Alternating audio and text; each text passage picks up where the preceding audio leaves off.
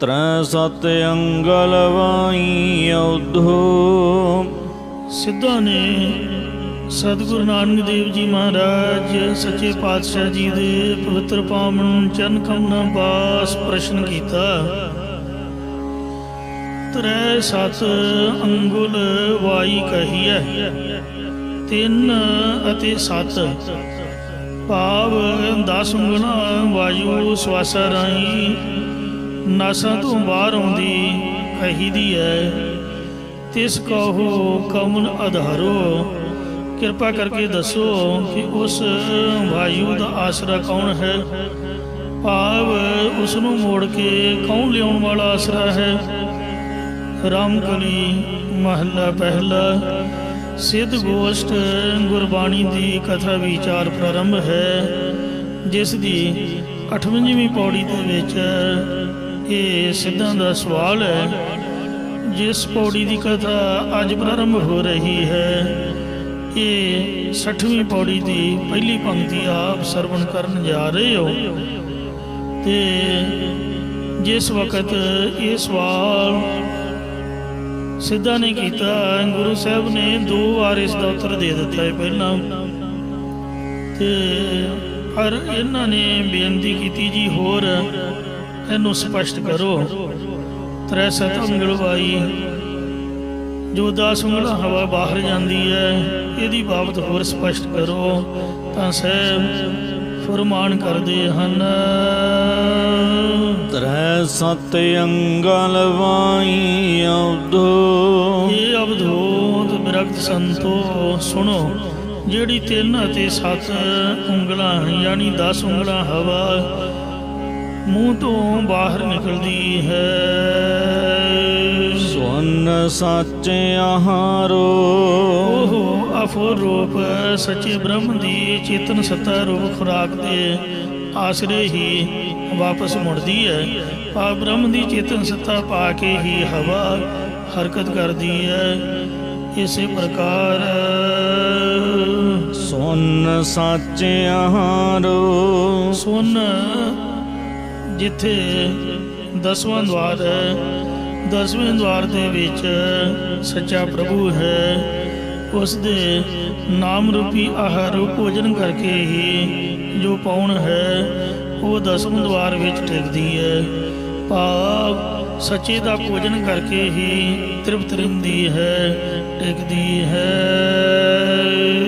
गुरमुखा बोलै तत बिरोलै। जिहड़े गुरमुख जन हर वक्त वाहिगुरु नाम नूं बोलदे जपदे रहिंदे ने अते सिद्धांत स्वरूप की प्राप्ति नूं रिड़कदे भाव विचारदे हन।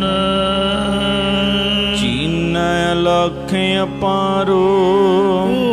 लखण तो रहत अपार स्वरूप परमेश्वर नूं जान लेंदे हन। त्रै गुण मेटा शब्द वसाए। रजो तमो अति सतो, 3 गुणा या 3 गुणा की उपासना नूं मेटा निवृत्त करके या जागृत सुपन सखोपत 3 अवस्था की मान नूं मेड़ करके शब्द वसाए। गुर उपदेश नूं हिरदे विच वसाउणा करे। तां मन चूकै अहंकारो। ताही मन हिरदे विचों हंकार चुकिया जांदा, दूर हो जांदा है। अंतर बाहर एको जाना। जद अंदर अति बाहर एक अकाल पुरख नूं व्यापक जान लवे। तां हर नाम लगै प्यारो। ताही हरि परमेश्वर के नाम के नाल जीव का प्यार लगता है। या इसे प्रकार तां हर नाम लगै प्यारो। ताही परमेश्वर के नाम के नाल सुख मनाइड़ा पिंगला बूझै। जिहड़ा जोगी है वो तो पहला पद्म आसन लाउंदा है। पद्म आसन ला के ਤੇ ਫਿਰ ਰੀੜ ਦੀ ਹੱਡੀ ਐਨ ਬਿਲਕੁਲ ਸਿੱਧੀ ਕਰਕੇ ਤੇ ਧੌਣ ਨੂੰ ਚੰਗੀ ਤਰ੍ਹਾਂ ਸਿੱਧਾ ਰੱਖ ਕੇ ਫਿਰ ਈੜਾ ਜਿਹੜੀ ਖੱਬੀ ਸੁਰ ਚੰਦਰਮਾ ਦੀ ਨਾਸਕਾ ਦੀ ਹੈ ਉਹਦੇ ਥਾਣੀ ਸਵਾਸਾਂ ਨੂੰ ਚੜਾਉਂਦਾ ਤੇ ਜਿਹੜੀ ਸੱਜੀ ਸੁਰ ਪਿੰਗਲਾ ਇਹ ਸੂਰਜ ਦੀ ਹੈ ਇਹਦੇ ਥਾਣੀ ਪ੍ਰਾਣਾਂ ਨੂੰ ਉਤਾਰਦਾ। ਫਿਰ ਇਹ ਅਭਿਆਸ ਪੱਕ ਜਾਏ ਫਿਰ ਸੱਜੀ ਸੁਰ ਰਾਹੀਂ ਸਵਾਸ ਚੜਾਉਂਦਾ ਤੇ ਖੱਬੀ ਥਾਣੀ ਹੇਠਾਂ ਉਤਾਰਦਾ। ਫਿਰ ਭਰਵੱਟਿਆਂ ਦੇ ਵਿਚਕਾਰ ਕਿੰਨਾ ਕਿੰਨਾ ਸਮਾਂ ਸਵਾਸ ਟਿਕਾ ਕੇ ਤੇ ਧਿਆਨ ਲਾ ਕੇ ਬੈਠੇ ਰਹਿੰਦਾ ਤ੍ਰਿਕੁਟੀ ਦੇ ਵਿੱਚ। ਫਿਰ ਹੌਲੀ ਹੌਲੀ ਸੁਖਮਨਾ ਨਾੜੀ ਨੂੰ ਭੰਨ ਕੇ ਇਹ ਜਿਹੜਾ ਦਰਵਾਜ਼ਾ 10ਵੇਂ ਦੁਆਰ ਦਾ 10ਵੇਂ ਦੁਆਰ ਦੇ ਅੰਦਰ ਜਾਂਦਾ ਉਹਦੇ ਵਿੱਚ ਜਾ ਕੇ ਕਈ ਸਾਲ ਕੱਲੀ ਕੱਲੀ ਨਾੜੀ ਨੂੰ ਸਾਫ਼ ਕਰਦਾ ਰਹਿੰਦਾ ਸਵਾਸਾਂ ਦੀ ਪ੍ਰਕਿਰਿਆ ਦੇ ਹਿਸਾਬ ਨਾਲ ਧਿਆਨ ਦੇ ਨਾਲ। ਪਰ ਜੋ ਗੁਰਮੁਖ ਨੇ ਜਿਸ ਤਰ੍ਹਾਂ ਮਾਤਾ ਅਜੀਤ ਕੌਰ ਸਾਹਿਬ ਜੀ ਨੇ ਕਲਗੀਧਰ ਮਹਾਰਾਜ ਨੂੰ ਬੇਨਤੀ ਕੀਤੀ ਕਿ ਮਹਾਰਾਜ ਮੈਨੂੰ ਹਠ ਯੋਗ ਸਿਖਾਓ। ਜਿਵੇਂ ਯੋਗੀ 10ਵੇਂ ਦੁਆਰ ਸਮਾਧੀ ਲਾਉਂਦੇ ਨੇ ਇਸ ਤਰ੍ਹਾਂ ਦੀ ਸਮਾਧੀ ਲਵਾਓ। ਸੱਚੇ ਪਾਤਸ਼ਾਹ ਕਹਿਣ ਲੱਗੇ ਆਪਾਂ ਸ੍ਰੀ ਗੁਰੂ ਨਾਨਕ ਦੇਵ ਮਹਾਰਾਜ ਜੀ ਦੇ ਸਿੱਖ ਹਾਂ, ਸਾਨੂੰ ਇਹਨਾਂ ਚੀਜ਼ਾਂ ਦੀ ਲੋੜ ਨਹੀਂ ਹੈ। ਤਾਂ ਮਾਤਾ ਜੀ ਨੇ ਖਹਿੜਾ ਕੀਤਾ, ਗੁਰੂ ਸਾਹਿਬ ਨੇ ਸੀਸ ਤੇ ਹੱਥ ਰੱਖਿਆ ਤੇ ਆਖਿਆ ਨੇਤਰ ਬੰਦ ਕਰੋ। ਬਿਲਕੁਲ ਇਹੀ ਤਰੀਕੇ ਦੇ ਨਾਲ ਕਿਹੜਾ ਪਿੰਗਲਾ ਤੇ ਸੁਖਮਨਾ ਦੀ ਰਾਹੀਂ ਸਵਾਸ ਚੜਾ ਉਤਾਰ ਕੇ ਟਿਕਾ ਕੇ ਫਿਰ ਮਾਰੇ ਕਹਿਣ ਲੱਗੇ ਕਿ ਹੁਣ ਕਿੱਥੇ, ਕਹਿੰਦੇ ਵੀ ਹੁਣ ਤ੍ਰਿਕੁਟੀ ਦੇ ਜੋਰ ਮਾਰਿਆ ਦਰਵਾਜ਼ਾ ਖੁੱਲ ਗਿਆ 10ਵੇਂ ਦੁਆਰ ਵਿੱਚ। ਤਹਿ ਅਨੇਕ ਰੂਪ ਨਾਉ ਨਵਨਿਤ ਤਿਸ ਦਾ ਅੰਤ ਨਾ ਜਾਈ ਪਾਇਆ। ਬੜੇ ਰੂਪ ਰੰਗ ਨੇ, ਬੜੇ ਵਾਜੇ ਗਾਜੇ ਨੇ, ਬੜੇ ਪ੍ਰਕਾਸ਼ ਰੋਸ਼ਨੀਆਂ ਨੇ ਤੇ 9 ਨਿਧੀਆਂ ਨੇ, 18 ਸਿੱਧੀਆਂ ਨੇ, ਇਹਦਾ ਅੰਤ ਨਹੀਂ ਪਾਇਆ ਜਾਂਦਾ। ਐਸਾ 10ਵਾਂ ਦੁਆਰ ਬੜਾ ਰੌਲਾ, ਬੜਾ ਸੰਗੀਤਮਈ ਧੁਨ ਹੈ, ਰੌਲਾ ਪਰ ਹੈ ਚੰਗਾ ਸੁਖ ਵਾਲਾ। ਸਤਿਗੁਰੂ ਜੀ ਕਹਿਣ ਲੱਗੇ ਕਿ ਕਦੀ ਵਾਧਾ ਘਟਦਾ ਕਿ ਇੱਕ ਰਸ ਰਹਿੰਦਾ ਹੈ। ਕਹਿੰਦੇ ਜੀ ਜਿੰਨੀ ਇਕਾਂਤ ਹੋਵੇ ਉਹਨਾਂ ਜ਼ਿਆਦਾ ਆਨੰਦ ਹੈ, ਜਦ ਰੌਲਾ ਹੋਵੇ ਤਾਂ ਇਹਦੀ ਆਵਾਜ਼ ਘਟ ਜਾਂਦੀ ਹੈ। ਸਤਿਗੁਰੂ ਜੀ ਕਹਿਣ ਲੱਗੇ ਇਹਦੇ ਚੋਂ ਵਾਵੇ ਕਰਨਾ ਹਾਹੀ ਸਿਆਰੀ ਗੱਗੀ ਅੰਕੁ ਰਾਰੀ ਦੁਲੰਕੜ ਵਾਹਿਗੁਰੂ ਨਾਮ ਸੁਣ। ਜਦ ਵਾਹਿਗੁਰੂ ਨਾਮ ਸੁਣ ਲੱਗੇ ਤੇ ਬਹੁਤ ਭਾਰੀ ਆਨੰਦ ਆਇਆ। ਸਤਿਗੁਰੂ ਮਹਾਰਾਜ ਕਹਿਣ ਲੱਗੇ ਹੁਣ ਕਿੰਨਾ ਕੁ ਆਨੰਦ ਹੈ? ਕਹਿੰਦੇ ਜੀ ਬਹੁਤ ਰਸ ਆ ਰਿਹਾ, ਚਰਨਾ ਚਰਦਾ ਨਿਜਰੋਂ ਗੁਰਮੁਖ ਬਾਣੀ ਅਕੜ ਕਢਾਈ ਅੰਮ੍ਰਿਤ ਰਸ ਹਰ ਕੀਰਤਨੋਂ ਕੋ ਵਿਰਲਾ ਪੀਵੈ। ਜਿਸ ਤਰ੍ਹਾਂ ਕੀਰਤਨ ਹੁੰਦਾ ਹੈ, ਸਾਜ਼ ਵੱਜਦੇ ਨੇ, ਤੰਤੀ ਸਾਜ਼ ਬਾਹਰਲੇ ਤਾਂ ਬਹੁਤ ਮੋਟੇ ਨੇ, ਤੰਤੀ ਸਾਜ਼ ਵੀ ਮੋਟੇ ਨੇ, ਪਰ 10ਵੇਂ ਦੁਆਰ ਦੇ ਜੋ ਸਾਜ਼ ਨੇ ਬਹੁਤ ਹੀ ਬਰੀਕ ਤੇ ਸੁਖਮਈ। ਜਿਵੇਂ ਨਾਲ ਸ਼ਬਦ ਕੀਰਤਨ ਹੋਵੇ, ਬਾਣੀ ਦੇ ਸ਼ਬਦ, ਇਉਂ ਵਾਹਿਗੁਰੂ ਨਾਮ ਦਾ ਕੀਰਤਨ ਹੋ ਰਿਹਾ ਜਾਪਦਾ, ਉਹਦੇ ਵਿੱਚੋਂ ਰਸ ਪ੍ਰਾਪਤ ਹੋ ਰਿਹਾ ਜੀ। ਅੰਮ੍ਰਿਤ ਰਸ ਹਰ ਕੀਰਤਨੋ ਕੋ ਵਿਰਲਾ ਪੀਵੈ ਬਜਹੁ ਨਾਨਕ ਮਿਲੈ ਇਕ ਨਾਮ। ਤੇ ਮਿਲ ਜਪ ਜਪ ਜੀਵੈ। ਇਉਂ ਜਿਸ ਵਕਤ ਬੇਨਤੀ ਕੀਤੀ ਤੇ ਸਤਿਗੁਰੂ ਮਹਾਰਾਜ ਕਹਿਣ ਲੱਗੇ ਹੀ ਅਜੀਤ ਕੌਰ, ਮੈਂ ਤੈਨੂੰ ਪਹਿਲਾਂ ਹੀ ਬੇਨਤੀ ਕੀਤੀ ਸੀ ਕਿ ਗੱਲ ਤਾਂ ਨਾਮ ਦੇ ਜਪਣ ਦੀ ਹੈ। ਭਾਵੇਂ ਹਿਰਦੇ 'ਚ ਜਪ ਕੇ ਆਨੰਦ ਲਈ ਜਾਓ, ਭਾਵੇਂ 10ਵੇਂ ਦੁਆਰ 'ਚ। ਸਾਡੇ ਲਈ 10ਵੇਂ ਦੁਆਰ ਦੀ ਕੋਈ ਵਿਸ਼ੇਸ਼ਤਾ ਨਹੀਂ, ਨਾਮ ਦੀ ਵਿਸ਼ੇਸ਼ਤਾ ਹੈ, ਜਾਪ ਦੀ ਸਿਮਰਨ ਦੀ ਵਿਸ਼ੇਸ਼ਤਾ ਹੈ। ਆਪ ਕਮਾਓ ਅਵਰਾ ਉਪਦੇਸ਼, ਆਪ ਜਪੋ ਅਵਰਾ ਨਾਮ ਜਪਾਵੋ। ਜਦ ਨਾਨਕ ਤੂੜ ਮੰਗੈ ਤਿਸ ਗੁਰ ਸੇਖੀ, ਜੋ ਆਪ ਜਪੈ ਅਵਰਾ ਨਾਮ ਜਪਾਵੈ। ਸੋ ਇਸ ਵਾਸਤੇ ਆਪੇ ਜਪੋ ਆਪਣਾ ਜਾਪ, ਹਿਰਦੇ ਨਾਮ ਵਸਾਇਓ। महाराज दे नाम नूं हिरदे च बसा के रखो। बहु शास्त्र बहु सिमरति एके सरबट डोल, पूजस नाही हर हरे नानक नाम अमोल। नाम जपदिया कीड़ा पिंगला सुखमना जी महाराज दिखा के ते श्वासां दी प्रक्रिया शुद्ध करके 10वें द्वार दे दर्शन करा दे तां वाह भली, नहीं तां कोई बहुता उचेच की लोड़ नहीं है। ये तां वाहिगुरु की कृपा है ਜਾਂ आपे अलख लिखाए। सो जिस वक्त दयालु परमेश्वर नाम दे नाल प्यार करन करके अपना आप दस देवे तद सुखमना एड़ा पिंगला बूझे, एड़ा पिंगला सुखमना अपने आप ही समझ आ जांदियां ने। इस प्रकार सुखमना एड़ा पिंगला बूझे, तद ही जीव सुखमना भाव मन नूं सुख देण वाली भगती एड़ा दी तरह सकाम बिरते ते पिंगला दी तरह चित्त दी बिरती दा निरोध आदि नूं गुरु उपदेश या प्रेमा भगती द्वारा बुझना करदा है। आजा आपे अलख लखाए, जद अलख परमेश्वर आप अपने स्वरूप नूं लिखा देवे जना देवे तां ही जान सकता है। इस प्रकार सुखमना एड़ा पिंगला बूझे, सुखमना तो सरस्ती, सरस्ती तो भाव ब्रह्म विद्या, एड़ा दे विचों गंगा, इहदे तो भाव भगती, पिंगला तो जमुना, जमुना तो भाव कर्म कथा या कर्म उपासना ज्ञान आदिक जद इन्हां तिन्हां नूं बुझना करे। जां आपे अलख लखाए, सो तां अलख परमेश्वर आप ही अपना स्वरूप जना दिंदा है।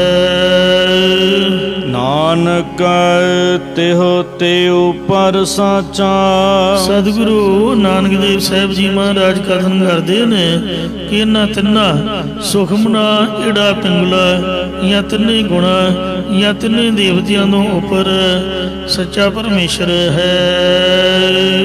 सतगुर शब्द समाए, पर वही इस गल नूं जानदा जिहड़ा सच्चे गुरु के उपदेश द्वारा सच स्वरूप दे विच समा जांदा, लीन हो जाता है। मन का जीव पवन कथियाले, सिद्धा ने फिर कुछ होर प्रश्न किए। कहन लगे जी जिहड़ा मन का जीवन पवन श्वास कथियले कथन करी दे ने, भाव जे साह उल्ट जान तो मन भी नाल ही उल्ट जाता, श्वास चंगे चलते रहन तो मन टिका विच रहिंदा है। इस करके मन का जीवन श्वास कही दे हन। जिवें आपां वाहिगुरु वाहिगुरु वाहिगुरु कहंदे आ, पर जोगी कहंदे कुछ नहीं, बस वो श्वासां जी ध्यान रखते हैं। उपर चढ़ा लो, थले कर लो, थले थले तो उपर ले जाओ, फिर टिका लो। ते कई गुरमत दे विच भी श्वासां नूं आपदी मर्जी दे नाल ही तेज करी जाणगे। गुरु वाहिगुरु गुरु वाहिगुरु वाहिगुरु, मतलब जिहड़ा श्वासां दी प्रक्रिया है बड़ी स्लिम चल रही है। ते पर वो जोगियां दे हिसाब नाल वाहिगुरु नूं श्वासां दे नाल तेज तेज चलाउणगे। मैनूं तां अजे तक वो समझ नहीं आई। तो जिहड़े जोगी ने श्वासां नूं मुख रखते हैं, पर गुरु घर विच श्वास मुख नहीं है। श्वास तां सदे सिद्ध परमात्मा वालों आ रहे हैं। इन्हां दी सफलता लई आपां वाहिगुरु कहना है। एक साह तो आइंदा ते जिन्नी बार आख्या जाए लाभ ही लाभ है। कहंदे जी जिहड़े श्वास मन का जीवन कही दे हन, पवन कहाँ रस खाई, अते श्वास किस चीज़ का रस खा के तृप्त रहिंदे ने, आप दसो। मतलब मन नूं तां श्वासां दा आसरा, ते जिहड़े श्वास ने वो किहदे आसरे ने, किहड़ा रस खा के तृप्त रहिंदे हन। तां गुरां ने कहा, हे सिद्ध पुरखो, तुसीं फिर दोबारा वही प्रश्न कर रहे हो जो तुसीं पहलां कीता सीगा। त्रै सत अंगल बाई कही है, तिसका तिसको कमन आधारो। कि जिस वक्त त्रै सत अंगल बाई कही है, 3 ते 7 10 ਉਂਗਲਾਂ ਜਿਹੜੀ ਹਵਾ ਕਹੀ ਦੀ ਹੈ, ਸਵਾਸ ਨੇ ਮੂੰਹ ਤੋਂ ਬਾਹਰ ਜਾਂਦੇ ਨੇ, ਦਾ ਕੀ ਆਸਰਾ। ਅਸੀਂ ਤੁਹਾਨੂੰ ਉਹਦਾ 2 ਵਾਰ ਉੱਤਰ ਦਿੱਤਾ ਹੈ। 2 ਵਾਰ ਅਸੀਂ ਪਹਿਲਾਂ ਤੁਹਾਨੂੰ ਉੱਤਰ ਇਹਦਾ ਦੇ ਚੁੱਕੇ ਹਾਂ। ਇੱਕ ਵਾਰੀ ਇਹ ਪੰਕਤੀ ਉਚਾਰੀ, ਪਵਨ ਕਾ ਵਾਸਾ ਸੁਨ ਨਿਵਾਸਾ ਅਕਲ ਕਲਾ ਤਰਸੋਈ। ਇਹ ਹਵਾ ਦਾ ਜਿਹੜਾ ਨਿਵਾਸ ਹੈ ਅਫੁਰ ਬ੍ਰਹਮ ਦੇ ਵਿੱਚ ਹੈ, ਮਤਲਬ ਬ੍ਰਹਮ ਹੀ ਆਸਰਾ ਹੈ।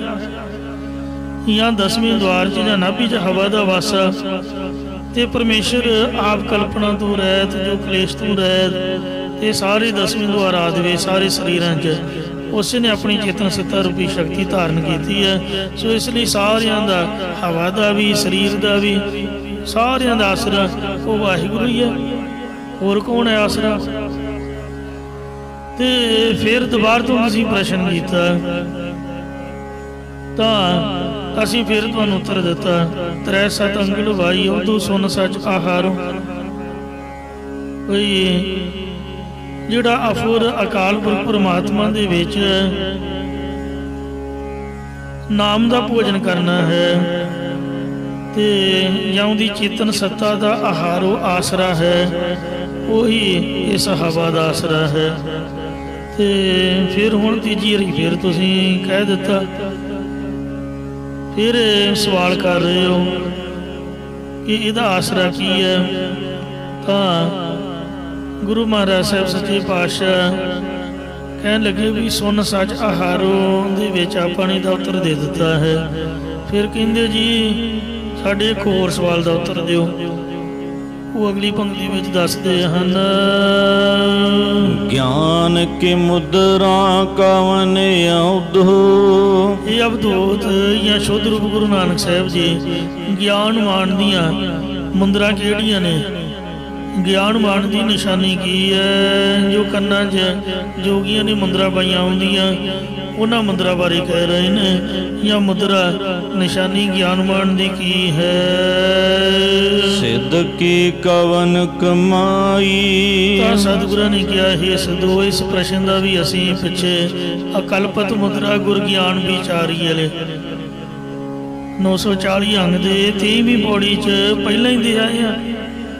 ਤੇ ਫਿਰ ਦੁਬਾਰਾ ਤੋਂ ਹੀ ਸਵਾਲ, ਪਤਾ ਨਹੀਂ ਇਹ ਸੁੱਖਾ ਪੀ ਗਏ ਜਾਂ ਸ਼ਰਾਬ ਪੀ ਕੇ ਕਮਲੇ ਹੋਏ ਪਏ ਨੇ, ਇਹਨਾਂ ਨੂੰ ਪਤਾ ਨਹੀਂ ਲੱਗਦਾ ਵੀ ਬੋਲਦੇ ਕੀ ਆ। ਉਹ ਵੈਸੇ ਹੈ ਹੀ ਗਿਆਨਵਾਨ ਨੇ, ਗੁਰੂ ਸਾਹਿਬ ਦੀ ਕਿਰਪਾ ਤਾਂ ਹੀ ਮਹਾਰਾਜ ਬਚਨ ਵਿਲਾਸ ਕਰ ਰਹੇ ਨੇ। ਪਰ ਇਹ ਧਤੂਰਾ ਤਾਰਾ ਸੁੱਖਾ ਸਕਾ ਬੜਾ ਛਕਦੇ ਸੀਗੇ। ਨਸ਼ਾ ਪੱਤਾ ਸ਼ਰਾਬ ਸ਼ਰੂਬ ਤੋਂ ਅੰਗਰੇਜ਼ ਨਹੀਂ ਸੀ ਕਰਦੇ। ਇਹ ਤਾਂ ਗੁਰਦੁਆਰੇ ਹੀ ਮਹਾਰਾਜ ਨੇ ਇਹਨੂੰ ਰੋਕਿਆ। ਬਾਕੀ ਗੁਰੂ ਘਰ ਤੋਂ ਇਲਾਵਾ ਜਿੰਨੇ ਵੀ ਸਾਧੂ ਸੰਤ ਨੇ ਸਭ ਬੀੜੀਆਂ ਸਿਗਰਟਾਂ ਅੱਜ ਵੀ ਤਮਾਕੂ ਕੀ ਕਿਸੇ ਨੂੰ ਕੋਈ ਵਰਜਿਤ ਹੈ ਹੀ ਨਹੀਂ, ਕੋਈ ਦੱਸਣ ਵਾਲਾ ਹੀ ਨਹੀਂ ਹੈ। ਇਹਨਾਂ ਦਾ ਗੁਰੂ ਖੁਦ ਆਪ ਕਮਲਾ, ਉਹਨੂੰ ਮਾਫ ਕਰਨਾ। ਜਿਹਦਾ ਗੁਰੂ ਹੀ ਕਮਲਾ ਉਹਦੇ ਚੇਲੇ ਕਿੱਥੋਂ ਭਲੀ ਗੁਜ਼ਾਰਨਗੇ। ਅੱਕ ਤਤੂਰਾ ਨਿੰਮ ਫਲ, ਜ਼ਹਿਰ ਵਰਗੀ ਕੌੜੀ ਨਿੰਮ ਹੁੰਦੀ ਹੈ ਤੇ ਵੱਡਿਆਂ ਰੂੜੀ ਕਰਦਾ। ਜੇ ਕਿਤੇ ਦਵਾਈ ਦੇ ਤੌਰ ਤੇ ਮਾੜੀ ਮੋਟੀ ਲੈਣੀ ਪਏ ਇੰਨੀ ਕੌੜੀ ਹੁੰਦੀ। ਤੇ ਜੇ ਘਿਓ ਆਦਿ ਖੁਰਾਕ ਨਾ ਖਾਓ ਤੇ ਅੱਖਾਂ ਰਹਿ ਜਾਂਦੀਆਂ, ਨਿਗਾਹ ਤੁਰ ਜਾਂਦੀ। ਤੇ ਇਸ ਤਰ੍ਹਾਂ ਜਿਹੜੇ ਸ਼ਿਵ ਜੀ ਮਹਾਰਾਜ ਨੇ, ਸ਼ਿਵ ਜੀ ਭਗਵਾਨ ਨੇ, ਉਹ ਖੁਦ ਆਪ ਅੱਕ ਦਾ ਜਿਹੜਾ ਦੁੱਧ ਹੈ ਜ਼ਹਿਰ ਤੇ ਧਤੂਰਾ ਅਦਕ, ਇਹਨਾਂ ਕੌੜੀਆਂ ਚੀਜ਼ਾਂ, ਇੰਨੀ ਜ਼ਹਿਰ, ਸੱਪਾਂ ਦੀ ਜ਼ਹਿਰ ਨੂੰ ਉਹ ਤਾਈਓ ਕੋਈ ਅਸਰ ਨਹੀਂ ਉਹਨਾਂ ਦੀ। ਇਸ ਵਾਸਤੇ ਉਹ ਖੁਦ ਆਪ ਨਸ਼ਾ ਪਤਾ ਕਰਦੇ ਗਾਂ। ਫਿਰ ਜੋਗੀ ਵੀ ਸਾਰੇ ਇਹ ਪਤਾ ਨਹੀਂ ਨਸ਼ੇ 'ਚ ਬੋਲਦੇ ਨੇ ਜਾਂ ਮਹਾਰਾਜ ਦੀ ਮੌਜ ਹੈ। ਗੁਰੂ ਸਾਹਿਬ ਇਹਨਾਂ ਨਾਲ ਬਚਨ ਬਲਾਸ ਵੈਸੇ ਕਰ ਰਹੇ ਨੇ ਬੜੀ ਧੀਰਜ ਦੇ ਨਾਲ। ਦੁਬਾਰ ਤੋਂ ਤ੍ਰੈ ਸਤ ਅੰਗਲ ਵਾਈ ਕਹੀ ਹੈ। ਇਹ ਵੀ ਸਵਾਲ 2-3 ਵਾਰ ਤੇ ਇਹਦਾ ਉੱਤਰ ਮਹਾਰਾਜ ਨੇ 2-3 ਵਾਰ ਹੀ ਦਿੱਤਾ, ਸੁਣ ਸੱਚ ਆਹਾਰੋ, ਹੁਣ ਵੀ ਤੇ ਪਿੱਛੇ ਵੀ। ਫਿਰ ਗਿਆਨ ਕੀ ਮੁਦਰਾ ਕਵਣ ਉਦਰੋ, ਗਿਆਨ ਮਨ ਦੀ ਮੁੰਦਰਾ ਕੀ ਹੈ, ਨਿਸ਼ਾਨੀ ਕੀ ਹੈ? ਤੋ ਮਹਾਰਾਜ ਕਹਿੰਦੇ ਸਿੱਧ ਕੀ ਕਮਨ ਕਮਾਈ। ਤੇ ਗੁਰੂ ਸਾਹਿਬ ਕਹਿਣ ਲੱਗੇ ਤੇ ਪ੍ਰਸ਼ਨ ਦਾ ਉੱਤਰ ਅਸੀਂ ਪਿੱਛੇ ਦੇ ਆਏ ਹਾਂ। ਕਲਪਤ ਮੁਦਰਾ ਗੁਰ ਗਿਆਨ ਵਿਚਾਰੀ ਵਾਲੇ। ਫਿਰ ਕਹਿਣ ਲੱਗੇ ਜੀ ਸਿੱਧ ਕੀ ਕਮਨ ਕਮਾਈ, ਮੁਕਤ ਪੁਰਖ ਰਿਧੀਆਂ ਸਾਧੀਆਂ ਵਾਲੇ ਪੁਰਖ ਦੀ ਕਿਹੜੀ ਕਮਾਈ ਹੈ? ਬਿਨ ਸ਼ਬਦਾਂ ਰਸਨਾ ਆਵੈ ਉਦੂ। ਅਤੇ ਹੇ ਅਵਧੂਤ ਸ਼ੁੱਧ ਰੂਪ ਗੁਰੂ ਨਾਨਕ ਜੀ, ਗੁਰੂ ਉਪਦੇਸ਼ ਤੋਂ ਬਿਨਾਂ ਆਤਮ ਰਸ ਕਿਉਂ ਨਹੀਂ ਆਉਂਦਾ ਹੈ? ਹਉ ਮੈਂ ਪਿਆਸ ਨਾ ਜਾਈ। ਅਤੇ ਹੰਗਤਾ ਕਰਕੇ ਤ੍ਰਿਸ਼ਨਾ ਰੂਪੀ ਪਿਆਸ ਤੇਰੇ ਕਿਉਂ ਨਹੀਂ ਜਾਂਦੇ, ਕਿਉਂ ਨਿਵਰਤ ਨਹੀਂ ਹੁੰਦੀ? ਇਹ ਕਿਵੇਂ ਨਿਵਰਤ ਹੋਵੇ? ਆਪ ਜੀ ਕਿਰਪਾ ਕਰਕੇ ਦੱਸੋ ਜੀ। ਜਦੋਂ ਸਿੱਧਾਂ ਨੇ 3 ਪ੍ਰਸ਼ਨ ਹੋਰ ਕੀਤੇ, ਤਦੋਂ ਸਤਿਗੁਰਾਂ ਨੇ ਕਿਹਾ ਹੈ ਸਿੱਧੋ, ਤੁਹਾਡੇ 2 ਪਿਛਲੇ ਤੇ 3 ਪ੍ਰਸ਼ਨਾਂ ਦਾ ਲੋ ਫਿਰ ਦੁਬਾਰ ਤੋਂ ਅਸੀਂ ਸਮੁੱਚਾ ਉੱਤਰ ਦਿੰਦੇ ਹਾਂ। ਸ਼ਬਦ ਰਤੇ ਅੰਮ੍ਰਿਤ ਰਸ ਪਾਇਆ। ਇਹ ਸਿੱਧੋ ਜਿਹੜੇ ਗੁਰੂ ਉਪਦੇਸ਼ ਵਿੱਚ ਰੰਗੇ ਨੇ, ਉਹਨਾਂ ਨੇ ਆਤਮਿਕ ਆਨੰਦ ਬ੍ਰਹਮਾਨੰਦ ਰੂਪੀ ਅੰਮ੍ਰਿਤ ਰਸ ਪਾਇਆ ਹੈ। ਸਾਚੇ ਰਹੇ ਅਗਾਈ। ਔਰ ਉਹ ਸੱਚੇ ਨੂੰ ਪਾ ਕੇ ਰੱਜੇ ਰਹਿੰਦੇ, ਤ੍ਰਿਪਤ ਰਹਿੰਦੇ, ਭਾਵ ਉਹਨਾਂ ਦੀ ਸਾਰੀ ਪਿਆਸ ਮਿਟ ਜਾਂਦੀ। ਅਤੇ ਇਹੀ ਸਿੱਧ ਪੁਰਖ ਦੀ ਅਸਲ ਕਮਾਈ ਹੈ। ਕਵਨ ਬੁੱਧ ਜਿਤ ਅਸਥਿਰ ਰਹੀਐ। ਇਹ ਸਿੱਧਾਂ ਨੇ ਪ੍ਰਸ਼ਨ ਕੀਤੇ ਕਿ ਉਹ ਕਿਹੜੀ ਬੁੱਧੀ ਹੈ ਜਿਸ ਬੁੱਧੀ ਨੂੰ ਪ੍ਰਾਪਤ ਕਰਕੇ ਅਸਥਿਤ ਰਹੀਏ। ਕਿਤ ਭੋਜਨ ਤ੍ਰਿਪਤਾਸੈ। ਦੂਜਾ ਸਵਾਲ, ਕਿਸ ਭੋਜਨ ਕਰਕੇ ਮਨ ਅਤਿਸ਼ੇ ਕਰਕੇ ਤ੍ਰਿਪਤ ਹੁੰਦਾ ਹੈ? ਨਾਨਕ ਦੁਖ ਸੁਖ ਸਮ ਕਰ ਜਾਪੈ। ਪਹਿਲੇ ਸਵਾਲ ਦਾ ਉੱਤਰ ਦਿੰਦੇ ਨੇ, ਜਿਹੜੀ ਬੁੱਧੀ ਨੂੰ ਭਾ ਕੇ ਅਸਥਿਤ ਰਹੀਏ। ਸਤਿਗੁਰੂ ਨਾਨਕ ਦੇਵ ਜੀ ਕਥਨ ਕਰਦੇ, ਦੁੱਖ ਸੁਖ ਸਮ ਕਰ ਜਾਪੈ। ਦੁੱਖ ਅਤੇ ਸੁੱਖ ਨੂੰ, ਸੁੱਖ ਦੁੱਖ ਦੋਏ ਦਰ ਕੱਪੜੇ ਪਹਿਰੇ ਜਾਏ ਮਨੁੱਖ, ਇੱਕ ਬਰਾਬਰ ਕਰਕੇ ਜਾਣਨਾ ਕਰੇ, ਭਾਵ ਬਿਰਤੀ ਨੂੰ ਇੱਕੋ ਜਿਹੀ ਰੱਖੇ। ਇਹੋ ਜਿਹੀ ਆਤਮ ਆਨੰਦ ਦੀ ਪ੍ਰਾਪਤੀ ਵਾਲੀ ਆਤਮ ਸ਼ੈਣੀ ਬੁੱਧੀ ਹੀ ਅਸਥਿਤ ਰਹਿਣ ਵਾਲੀ ਹੈ। ਸਤਿਗੁਰ ਤੇ ਕਾਲ ਨਾ ਗ੍ਰਸੈ। ਦੂਜਾ ਸਵਾਲ ਸੀਗਾ, ਕਿਤ ਭੋਜਨ ਤ੍ਰਿਪਤਾਸੈ, ਕਿਸ ਭੋਜਨ ਕਰਕੇ ਮਨ ਅਤਿਸ਼ੇ ਕਰਕੇ ਤ੍ਰਿਪਤ ਹੁੰਦਾ? ਤਾਂ ਮਹਾਰਾਜ ਉੱਤਰ ਬਖਸ਼ ਦੇ ਕਿ ਸਤਿਗੁਰਾਂ ਤੋਂ ਨਾਮ ਰੂਪੀ ਭੋਜਨ ਪ੍ਰਾਪਤ ਕਰਕੇ ਹੀ ਅਤਿਸ਼ੇ ਕਰਕੇ ਤ੍ਰਿਪਤ ਹੋਈਦਾ ਹੈ। ਅਤੇ ਨਾਮ ਰੂਪੀ ਭੋਜਨ ਖਾਣ ਕਰਕੇ ਕਾਲ ਨਾ ਗ੍ਰਸੈ, ਕਾਲ ਨਹੀਂ ਗ੍ਰਸਦਾ। ਤੋ ਕਾਲ ਤੋਂ ਕਿਵੇਂ ਬਚੀਦਾ? ਇਸੇ ਪ੍ਰਕਾਰ ਸਤਿਗੁਰ ਤੇ ਕਾਲ ਨਾ ਗ੍ਰਸੈ। ਸਤਿਗੁਰਾਂ ਦੀ ਸ਼ਰਨ ਬੈਣ ਤੋਂ ਕਾਲ ਗ੍ਰਸ ਨਹੀਂ ਸਕਦਾ, ਖਾ ਨਹੀਂ ਸਕਦਾ। ਫਿਰ ਸਿੱਧਾਂ ਨੇ ਹੋਰ ਪ੍ਰਸ਼ਨ ਕੀਤੇ, ਰੰਗ ਨਰਾਤਾ ਰਸ ਨਹੀਂ ਮਾਤਾ। ਇਹ ਮਨ ਪ੍ਰੇਮ ਰੰਗ 'ਚ ਰੰਗਿਆ ਨਹੀਂ ਗਿਆ, ਕਿਵੇਂ ਰੰਗਿਆ ਜਾਵੇ? ਇਹ ਪਹਿਲਾ ਸਵਾਲ ਹੈ। ਤੇ ਦੂਸਰਾ ਸਵਾਲ, ਇਹ ਆਤਮ ਰਸ ਜਾਂ ਸੱਚੇ ਦੇ ਰਸ ਆਨੰਦ ਦੇ ਵਿੱਚ ਮਸਤ ਨਹੀਂ ਹੁੰਦਾ, ਇਹ ਕਿਵੇਂ ਮਸਤ ਹੋਵੇ? ਬਿਨ ਗੁਰ ਸ਼ਬਦ ਜਲ ਬਲ ਜਤਾਤਾ। ਤੀਸਰਾ ਸਵਾਲ, ਗੁਰੂ ਉਪਦੇਸ਼ ਤੋਂ ਬਿਨਾਂ ਇਹ ਮਨ ਤ੍ਰਿਸ਼ਨਾ ਦੀ ਅੱਗ 'ਚ ਸੜ ਭੁੱਜ ਕੇ ਤਪਦਾ ਸੜਦਾ ਰਹਿੰਦਾ, ਇਹ ਠੰਡਾ ਕਿਵੇਂ ਹੋਵੇ? ਬਿੰਦ ਨ ਰੱਖਿਆ ਸ਼ਬਦ ਨ ਭਾਖਿਆ। ਚੌਥਾ ਸਵਾਲ, ਜੀਵ ਨੇ ਬਿੰਦ ਬੀਰਜ ਭਾਵ ਬ੍ਰਹਮਚਰਜ ਤਾਂ ਰੱਖਿਆ ਨਹੀਂ, ਤੇ ਕਿਵੇਂ ਬ੍ਰਹਮਚਰਜ ਰੱਖ ਕੇ ਜਤੀ ਹੋਵੇ? ਪੰਜਵਾਂ ਸਵਾਲ, ਜੀਵ ਸ਼ਬਦ ਨਾ ਭਾਖਿਆ, ਗੁਰੂ ਉਪਦੇਸ਼ ਨੂੰ ਉਚਾਰਦਾ ਨਹੀਂ, ਕਿਵੇਂ ਉਚਾਰਨ ਕਰੇ? ਸ਼ਬਦ ਬ੍ਰਹਮ ਦੇ ਨਾਮ ਨੂੰ ਕਿਵੇਂ ਉਚਾਰਨ ਕਰੇ? ਇਹ ਪੰਜਵਾਂ ਸਵਾਲ ਕੀਤਾ। ਪਵਨ ਨਾ ਸਾਧਿਆ। ਛੇਵਾਂ ਸਵਾਲ, ਸਵਾਸਾਂ ਨੂੰ ਸਾਧ ਕੇ 10ਵੇਂ ਦੁਆਰ ਦੇ ਵਿੱਚ ਪਹੁੰਚਾਇਆ ਹੀ ਨਹੀਂ, ਜਾਂ ਵਾਸ਼ਨਾ ਨੂੰ ਸਾਧਿਆ ਹੀ ਨਹੀਂ, ਕਿਵੇਂ ਸਾਧੇ? ਸੱਚ ਨਾ ਆਰਾਧਿਆ। ਸਤਵਾਂ ਸਵਾਲ, ਸੱਚੇ ਪਰਮੇਸ਼ਰ ਨੂੰ ਆਰਾਧਨਾ ਹੀ ਨਹੀਂ ਕੀਤਾ, ਕਿਵੇਂ ਆਰਾਧੇ? ਅਕਾਥ ਕਥਾ ਲੈ ਸਮ ਕਰ ਰਾਹੈ। ਸਤਵੇਂ ਸਵਾਲ ਦਾ ਨਾਲ ਹੀ ਉੱਤਰ ਦਿੰਦੇ ਨੇ ਕਿ ਬ੍ਰਹਮ ਦੀ ਕਥਨ ਤੋਂ ਰਹਿਤ ਕਥਾ ਨੂੰ ਸਰੂਪਬੁੱਧ ਲਖਣਾਂ ਦੁਆਰਾ ਲੈ ਕੇ ਸਮਾਨ ਦ੍ਰਿਸ਼ਟੀ ਕਰਕੇ ਰਹਿਣਾ ਕਰੇ, ਭਾਵ ਸਮਾਨ ਬਿਰਤੀ ਰੱਖੇ। ਤੋ ਨਾਨਕ ਆਤਮ ਰਾਮ ਕੌਲ ਹੈ। ਤਾਂ ਸਤਿਗੁਰੂ ਨਾਨਕ ਦੇਵ ਮਹਾਰਾਜ ਕਥਨ ਕਰਦੇ ਕਿ ਫਿਰ ਆਤਮ ਰਾਮ ਸਰੂਪ ਨੂੰ ਪ੍ਰਾਪਤ ਕਰੀਦਾ, ਕਿਉਂ ਸੱਚ ਨੂੰ ਆਰਾਧਿਆ ਜਾਂਦਾ ਹੈ। ਇਹਨਾਂ ਦੋਨਾਂ ਪੰਕਤੀਆਂ ਦੇ ਪ੍ਰਸ਼ਨ ਬਣਾ ਕੇ ਇੰਜ ਵੀ ਅਰਥ ਲੱਗ ਸਕਦੇ ਨੇ। ਇਸੇ ਤਰ੍ਹਾਂ ਅਕਾਥ ਕਥਾ ਲੈ ਸਮ ਕਰ ਰਾਹੈ। ਸਮ ਦ੍ਰਿਸ਼ਟੀ ਕਰਕੇ ਕਿਵੇਂ ਰਹੇ? ਕਹਿੰਦੇ ਅਕਾਥ ਕਥਾ ਲੈ ਸਮ ਕਰ ਰਹੇ। ਕਥਨ ਤੋਂ ਰਹਿਤ ਸਰੂਪ ਲਖਣਾਂ ਵਾਲੀ ਕਥਾ ਨੂੰ ਲੈ ਕੇ ਸਮ ਦ੍ਰਿਸ਼ਟੀ ਕਰਕੇ ਰਹਿਣਾ ਕਰੇ। ਤਉ ਨਾਨਕ ਆਤਮ ਰਾਮ ਕੌਲ ਹੈ। ਤੋ ਸਤਿਗੁਰੂ ਨਾਨਕ ਦੇਵ ਜੀ ਕਥਨ ਕਰਦੇ ਕਿ ਆਤਮ ਰਾਮ ਸਰੂਪ ਨੂੰ ਪ੍ਰਾਪਤ ਕਰੀਦਾ। ਗੁਰ ਪ੍ਰਸਾਦੀ ਰੰਗੇ ਰਾਤਾਂ। ਇਸ ਪੌੜੀ 'ਚ ਇਕੱਲੇ ਇਕੱਲੇ ਪ੍ਰਸ਼ਨਾਂ ਦਾ ਉੱਤਰ ਦਿੰਦੇ ਨੇ।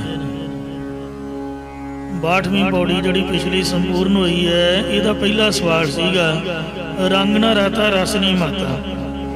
ਇਹ ਮਨ ਪ੍ਰੇਮ ਰੰਗ 'ਚ ਰੰਗਿਆ ਨਹੀਂ ਗਿਆ, ਕਿਵੇਂ ਰੰਗਿਆ ਜਾਏ? ਤਾਂ ਮਹਾਰਾਜ ਕਹਿੰਦੇ ਗੁਰ ਪ੍ਰਸਾਦੀ ਰੰਗੇ ਰਾਤਾ। ਜਿਸ ਤੇ ਗੁਰਾਂ ਦੀ ਕਿਰਪਾ ਹੋਵੇ ਉਸੇ ਦਾ ਮਨ ਹੀ ਪ੍ਰੇਮ ਰੰਗ 'ਚ ਰੰਗਿਆ ਰਹਿੰਦਾ ਹੈ। ਅਤੇ ਅੰਮ੍ਰਿਤ ਪੀਆ ਸਾਚੇ ਮਾਤਾ। ਦੂਜਾ ਸਵਾਲ ਸੀ ਰਸ ਨਹੀਂ ਮਾਤਾ, ਰਸ 'ਚ ਮਸਤਿਆ ਕਿਉਂ ਨਹੀਂ? ਤਾਂ ਮਹਾਰਾਜ ਕਹਿੰਦੇ ਅੰਮ੍ਰਿਤ ਪੀਆ ਸਾਚੇ ਮਾਤਾ। ਜਿਸ ਨੇ ਗੁਰੂ ਉਪਦੇਸ਼ ਦੁਆਰਾ ਨਾਮ ਅੰਮ੍ਰਿਤ ਪੀਤਾ, ਉਹ ਸੱਚੇ ਆਤਮਿਕ ਰਸ, ਸੱਚੇ ਦੇ ਆਨੰਦ 'ਚ ਮਸਤ ਹੋ ਰਿਹਾ। ਜਿਹੜਾ ਸੁੱਖਾ ਹੀ ਘੋੜ ਘੋੜ ਪੀਵੀ ਜਾਂਦਾ, ਭੁੱਖੀ ਖਾਈ ਜਾਂਦਾ, ਰੋਟੀ ਖਾਣੀ ਨਹੀਂ, ਚਾਹ ਪੀਣੀ ਨਹੀਂ, ਦੁੱਧ ਦਹੀਂ ਵਰਤਣਾ ਨਹੀਂ, ਤੇ ਉੱਠਦਿਆਂ ਸਾਰ ਹੀ ਕਿਲੋ ਕਿਲੋ ਭੁੱਖੀ ਢਿੱਡ ਸਾੜਨਾ। ਦੱਸੋ, ਜੇ ਉਹ ਕਹੂਗਾ ਵੀ ਨਾਮ ਦਾ ਰਸ ਆਵੇ, ਕਿੱਥੋਂ ਆਊਗਾ? ਭੁੱਖੀ ਸੁੱਖੇ ਨਾ ਤਾਂ ਫਿਰ ਦਿਮਾਗ ਦੀ ਖੁਸ਼ਕੀ ਹੋਈ ਚੜ੍ਹਨੀ ਹੈ, ਘਮਣਪੁਣਾ ਹੀ ਆਉਣਾ। ਜਿਹਨੇ ਆਤਮਾ ਦਾ ਰਸ ਨਾਮ ਦਾ ਆਨੰਦ ਲੈਣਾ, ਉਹ ਤਾਂ ਖੰਡੇ ਬਾਟੇ ਦਾ ਅੰਮ੍ਰਿਤ ਛਕੇ ਪ੍ਰਤੱਖ, ਜੋ ਪੰਜ ਪਿਆਰੇ ਪੰਜ ਬਾਣੀਆਂ ਵੜ ਕੇ ਤਿਆਰ ਕਰਦੇ ਨੇ। ਤੇ ਉਸ ਤੋਂ ਬਾਅਦ ਪੰਜ ਬਾਣੀਆਂ ਅੰਮ੍ਰਿਤ ਰੂਪ ਨਿਤਨੇਮ ਕਰੇ ਤੇ ਸ੍ਰੀ ਸੁਖਮਨੀ ਸਾਹਿਬ ਜੀ ਦਾ ਪਾਠ ਕਰੇ। ਸੁਖਮਨੀ ਸੁਖ ਅੰਮ੍ਰਿਤ ਪ੍ਰਭ ਨਾਮ, ਜਿਹਦੇ ਅੰਮ੍ਰਿਤ ਵਰਗਾ ਨਾਮ ਹੈ ਸੁਖਮਨੀ ਸਾਹਿਬ ਦੀ ਬਾਣੀ ਵਿੱਚ। ਸੋ ਹੋਰ ਬਾਣੀ ਦੇ ਨਿਤਨੇਮ ਤੋਂ ਇਲਾਵਾ ਮੂਲ ਮੰਤਰ ਵਾਹਿਗੁਰੂ ਮੰਤਰ ਦਾ ਜਾਪ, ਇਹ ਅੰਮ੍ਰਿਤ ਪੀਣਾ ਹੈ।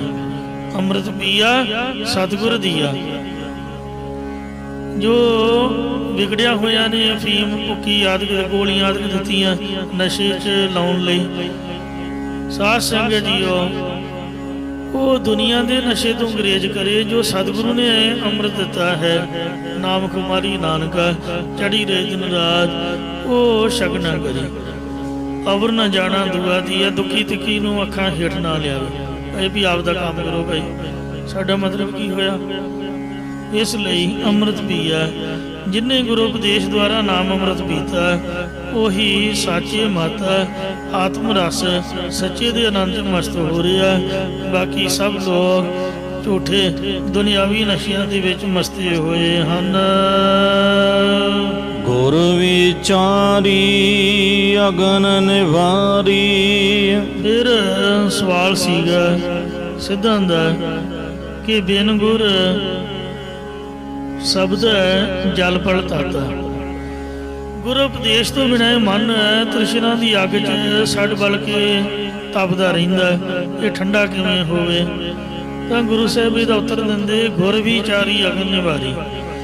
ਜਿਸ ਨੂੰ ਗੁਰੂ ਸਾਹਿਬ ਜੀ ਦੀ ਵਿਚਾਰ ਪ੍ਰਾਪਤ ਹੋਈ ਹੈ ਜਾਂ ਗੁਰੂ ਉਪਦੇਸ਼ ਦੁਆਰਾ ਨਾਮ ਦਾ ਵਿਚਾਰੀ ਹੋਇਆ, ਉਹਨੇ ਤ੍ਰਿਸ਼ਨਾ ਈਰਖਾ ਰੂਪੀ ਅਗਨੀ ਦੀ ਨਿਵਰਤੀ ਕਰ ਲਈ ਹੈ ਕਿ ਉਸ ਦਾ ਮਨ ਆਤਮਿਕ ਸ਼ੀਤਲਤਾ ਦੇ ਸਹਿਤ ਹੋ ਗਿਆ ਹੈ। ਆਪਿਓ ਪੀਓ ਆਤਮ ਸੁਖ ਧਾਰੀ। ਚੌਥਾ ਸਵਾਲ ਸੀਗਾ ਬਿੰਦ ਨਾ ਰੱਖਿਆ, ਬੀਰਜ ਨੂੰ ਬ੍ਰਹਮਚਰਜ ਨੂੰ ਰੱਖਿਆ ਨਹੀਂ, ਸ਼ਬਦ ਨਾ ਪਾਖਿਆ। ਕਿਵੇਂ ਬ੍ਰਹਮਚਰਜ ਰੱਖ ਕੇ ਜਤੀ ਹੋਵੇ ਤੇ ਸ਼ਬਦ ਉਚਾਰਿਆ ਨਹੀਂ ਜਾਂਦਾ, ਕਿਵੇਂ ਉਚਾਰਨ ਕਰੇ? ਇਹ ਵੈਸੇ ਪੰਜਵਾਂ ਸਵਾਲ ਹੈ, ਇੱਕੋ ਹੀ ਪੰਕਤੀ 'ਚ ਦੋ ਦੋ ਸਵਾਲ ਨੇ। ਜਿਹੜਾ ਚੌਥਾ ਸਵਾਲ ਸੀ ਬਿੰਦ ਨਾ ਰੱਖਿਆ, ਇਹਦਾ ਮਹਾਰਾਜ ਉੱਤਰ ਬਖਸ਼ਦੇ ਨੇ ਆਪਿਓ ਪੀਓ ਆਤਮ ਸੁਖ ਧਾਰੀ। ਜਿਸ ਨੇ ਨਾਮ ਰਸ ਰੂਪੀ ਅੰਮ੍ਰਿਤ ਪੀਤਾ ਹੈ, ਉਸ ਨੇ ਆਤਮਿਕ ਆਨੰਦਤਾ ਧਾਰਨ ਕਰ ਲਈ ਹੈ। ਇਉਂ ਦੀ ਬਿੰਦ ਸੁਤੇ ਸਿੱਧੀ ਰੁਕ ਜਾਂਦੀ ਹੈ। ਸ੍ਰੀ ਸੁਖਮਨੀ ਸਾਹਿਬ ਜੀ ਦੇ 101 ਪਾਠ ਕਰਨ ਤੋਂ ਮਨ ਇਕਾਗਰਤਾ ਗ੍ਰਹਿਣ ਕਰਦਾ ਹੈ। ਸ੍ਰੀ ਜਪਜੀ ਸਾਹਿਬ ਦੇ 250 ਪਾਠ ਕਰਨ ਤੋਂ ਮਨ ਇਕਾਗਰਤਾ ਗ੍ਰਹਿਣ ਕਰਦਾ ਹੈ। ਜਾਂ ਮੂਲ ਮੰਤਰ ਦੀਆਂ ਮਾਲਾ ਫੇਰਨ ਤੋਂ ਡੇਲੀ ਜੋ 35 ਮਾਲਾ 36 ਮਾਲਾ ਇਸ ਤਰੀਕੇ ਦੇ ਨਾਲ 40-50 ਦਿਨਾਂ ਦੇ ਬਾਅਦ ਕੁਝ ਮਨ ਟਿਕਾਉ ਪਕੜਦਾ ਹੈ। ਤੋ ਜਦ ਸ਼ਬਦ ਵਿੱਚ ਸੁਰਤੀ ਜੁੜ ਗਈ ਫਿਰ ਆਪਣੇ ਆਪ ਹੀ ਬ੍ਰਹਮਚਰਜ ਹੋ ਜਾਂਦਾ, ਉਹਨੂੰ ਕਾਮ ਵਾਸ਼ਨਾ ਉੱਠਦੀ ਹੋਈ ਨਹੀਂ ਹੈ।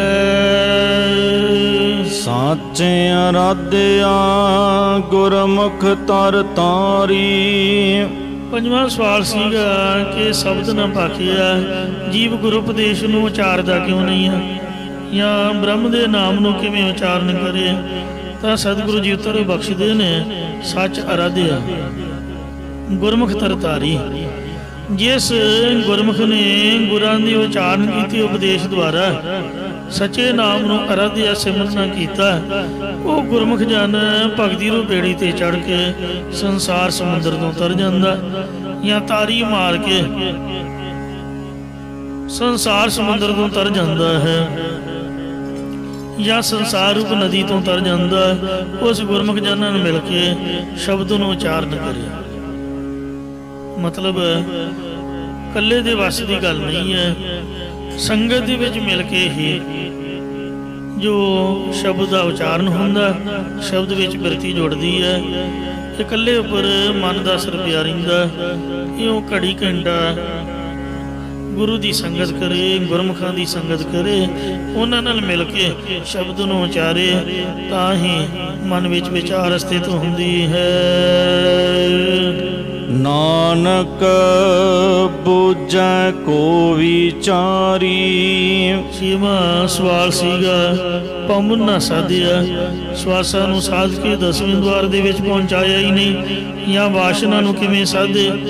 ਤਾਂ ਮਹਾਰਾਜ ਉੱਤਰ ਦਿੰਦੇ ਨੇ ਨਾਨਕ ਬੁਝੈ ਕੋ ਵਿਚਾਰੀ। ਸਤਿਗੁਰੂ ਨਾਨਕ ਦੇਵ ਸਾਹਿਬ ਜੀ ਕਥਨ ਕਰਦੇ ਕਿ ਜਿਹੜਾ ਕੋਈ ਸਰੂਪ ਦੀ ਵਿਚਾਰ ਨੂੰ ਬੁੱਝ ਲਵੇ, ਸਮਝ ਲਵੇ, ਭਾਵ ਜਾਂ ਚਿੱਤ ਇਕਾਗਰ ਹੋ ਜਾਏ, ਤਦ ਸਵਾਸ ਆਪੇ ਹੀ ਸਾਧੇ ਜਾਂਦੇ, ਰੁਕ ਜਾਂਦੇ ਹਨ। ਇਹ 4 ਪ੍ਰਸ਼ਨਾਂ ਦੇ ਉੱਤਰ ਆਪਿਓ ਪੀ ਆਤਮ ਸੁਖ ਧਾਰੀ ਵਾਲੀ ਤੁਕ ਵਿੱਚ ਇਸੇ ਤਰ੍ਹਾਂ ਲੰਘਾਉਂਦੇ ਨੇ। ਪਰੰਤੂ ਅਗਲੇ 5ਵੇਂ 6ਵੇਂ ਦੇ 7ਵੇਂ ਪ੍ਰਸ਼ਨ ਦਾ ਉੱਤਰ ਇਉਂ ਵੀ ਲੱਗਦਾ ਹੈ। ਸਾਚੇ ਅਰਾਧਿਆ। 5ਵੇਂ ਪ੍ਰਸ਼ਨ ਦਾ ਉੱਤਰ ਗੁਰੂ ਉਪਦੇਸ਼ ਦੁਆਰਾ ਸੱਚੇ ਬ੍ਰਹਮ ਦੇ ਨਾਮ ਨੂੰ ਅਰਾਧਿਆ ਧਿਆਉਣਾ ਕਰਨਾ ਕਰੇ। ਗੁਰਮੁਖ ਤਰ ਤਾਰੀ। 6ਵੇਂ ਪ੍ਰਸ਼ਨ ਦਾ ਉੱਤਰ ਕਿ ਮੁਖੀ ਗੁਰਾਂ ਦੀ ਸਿੱਖਿਆ ਲੈ ਕੇ ਅਤਿਸ਼ੇ ਕਰਕੇ ਪੁਰਾਣਾਂ ਨੂੰ ਸਾਧਨਾ ਕਰੇ, ਜਾਂ ਮੁਖੀ ਗੁਰਾਂ ਤੋਂ ਉਪਦੇਸ਼ ਲੈ ਕੇ ਭਗਤੀ ਰੂਪ ਧਾਰੀ ਬੇੜੀ ਦੁਆਰਾ ਅਤਿਸ਼ੇ ਕਰਕੇ ਪੁਰਾਣਾਂ ਨੂੰ ਸਾਧਨਾ ਕਰੇ, ਭਾਵ ਨਾਮ ਜਪ ਕੇ ਸਵਾਸਾਂ ਨੂੰ ਸਫਲ ਕਰੇ। ਗੁਰਮੁਖ ਤਰ ਤਾਰੀ, ਨਾਨਕ ਬੂਝੈ ਕੋ ਵਿਚਾਰੀ। 7ਵਾਂ ਸਵਾਲ ਸੀਗਾ ਸਿੱਧਾਂ ਦਾ ਕਿ ਸੱਚ ਨਾ ਅਰਾਧਿਆ, ਸੱਚੇ ਪਰਮੇਸ਼ਰ ਨੂੰ ਅਰਾਧਨਾ ਨਹੀਂ ਕੀਤਾ, ਕਿਵੇਂ ਅਰਾਧੇ? ਤਾਂ ਗੁਰੂ ਸਾਹਿਬ ਬਖਸ਼ਿਸ਼ ਕਰਦੇ ਹਨ कि सच अरध्या गुरमुख तरतारी नानक बुझे को विचारी।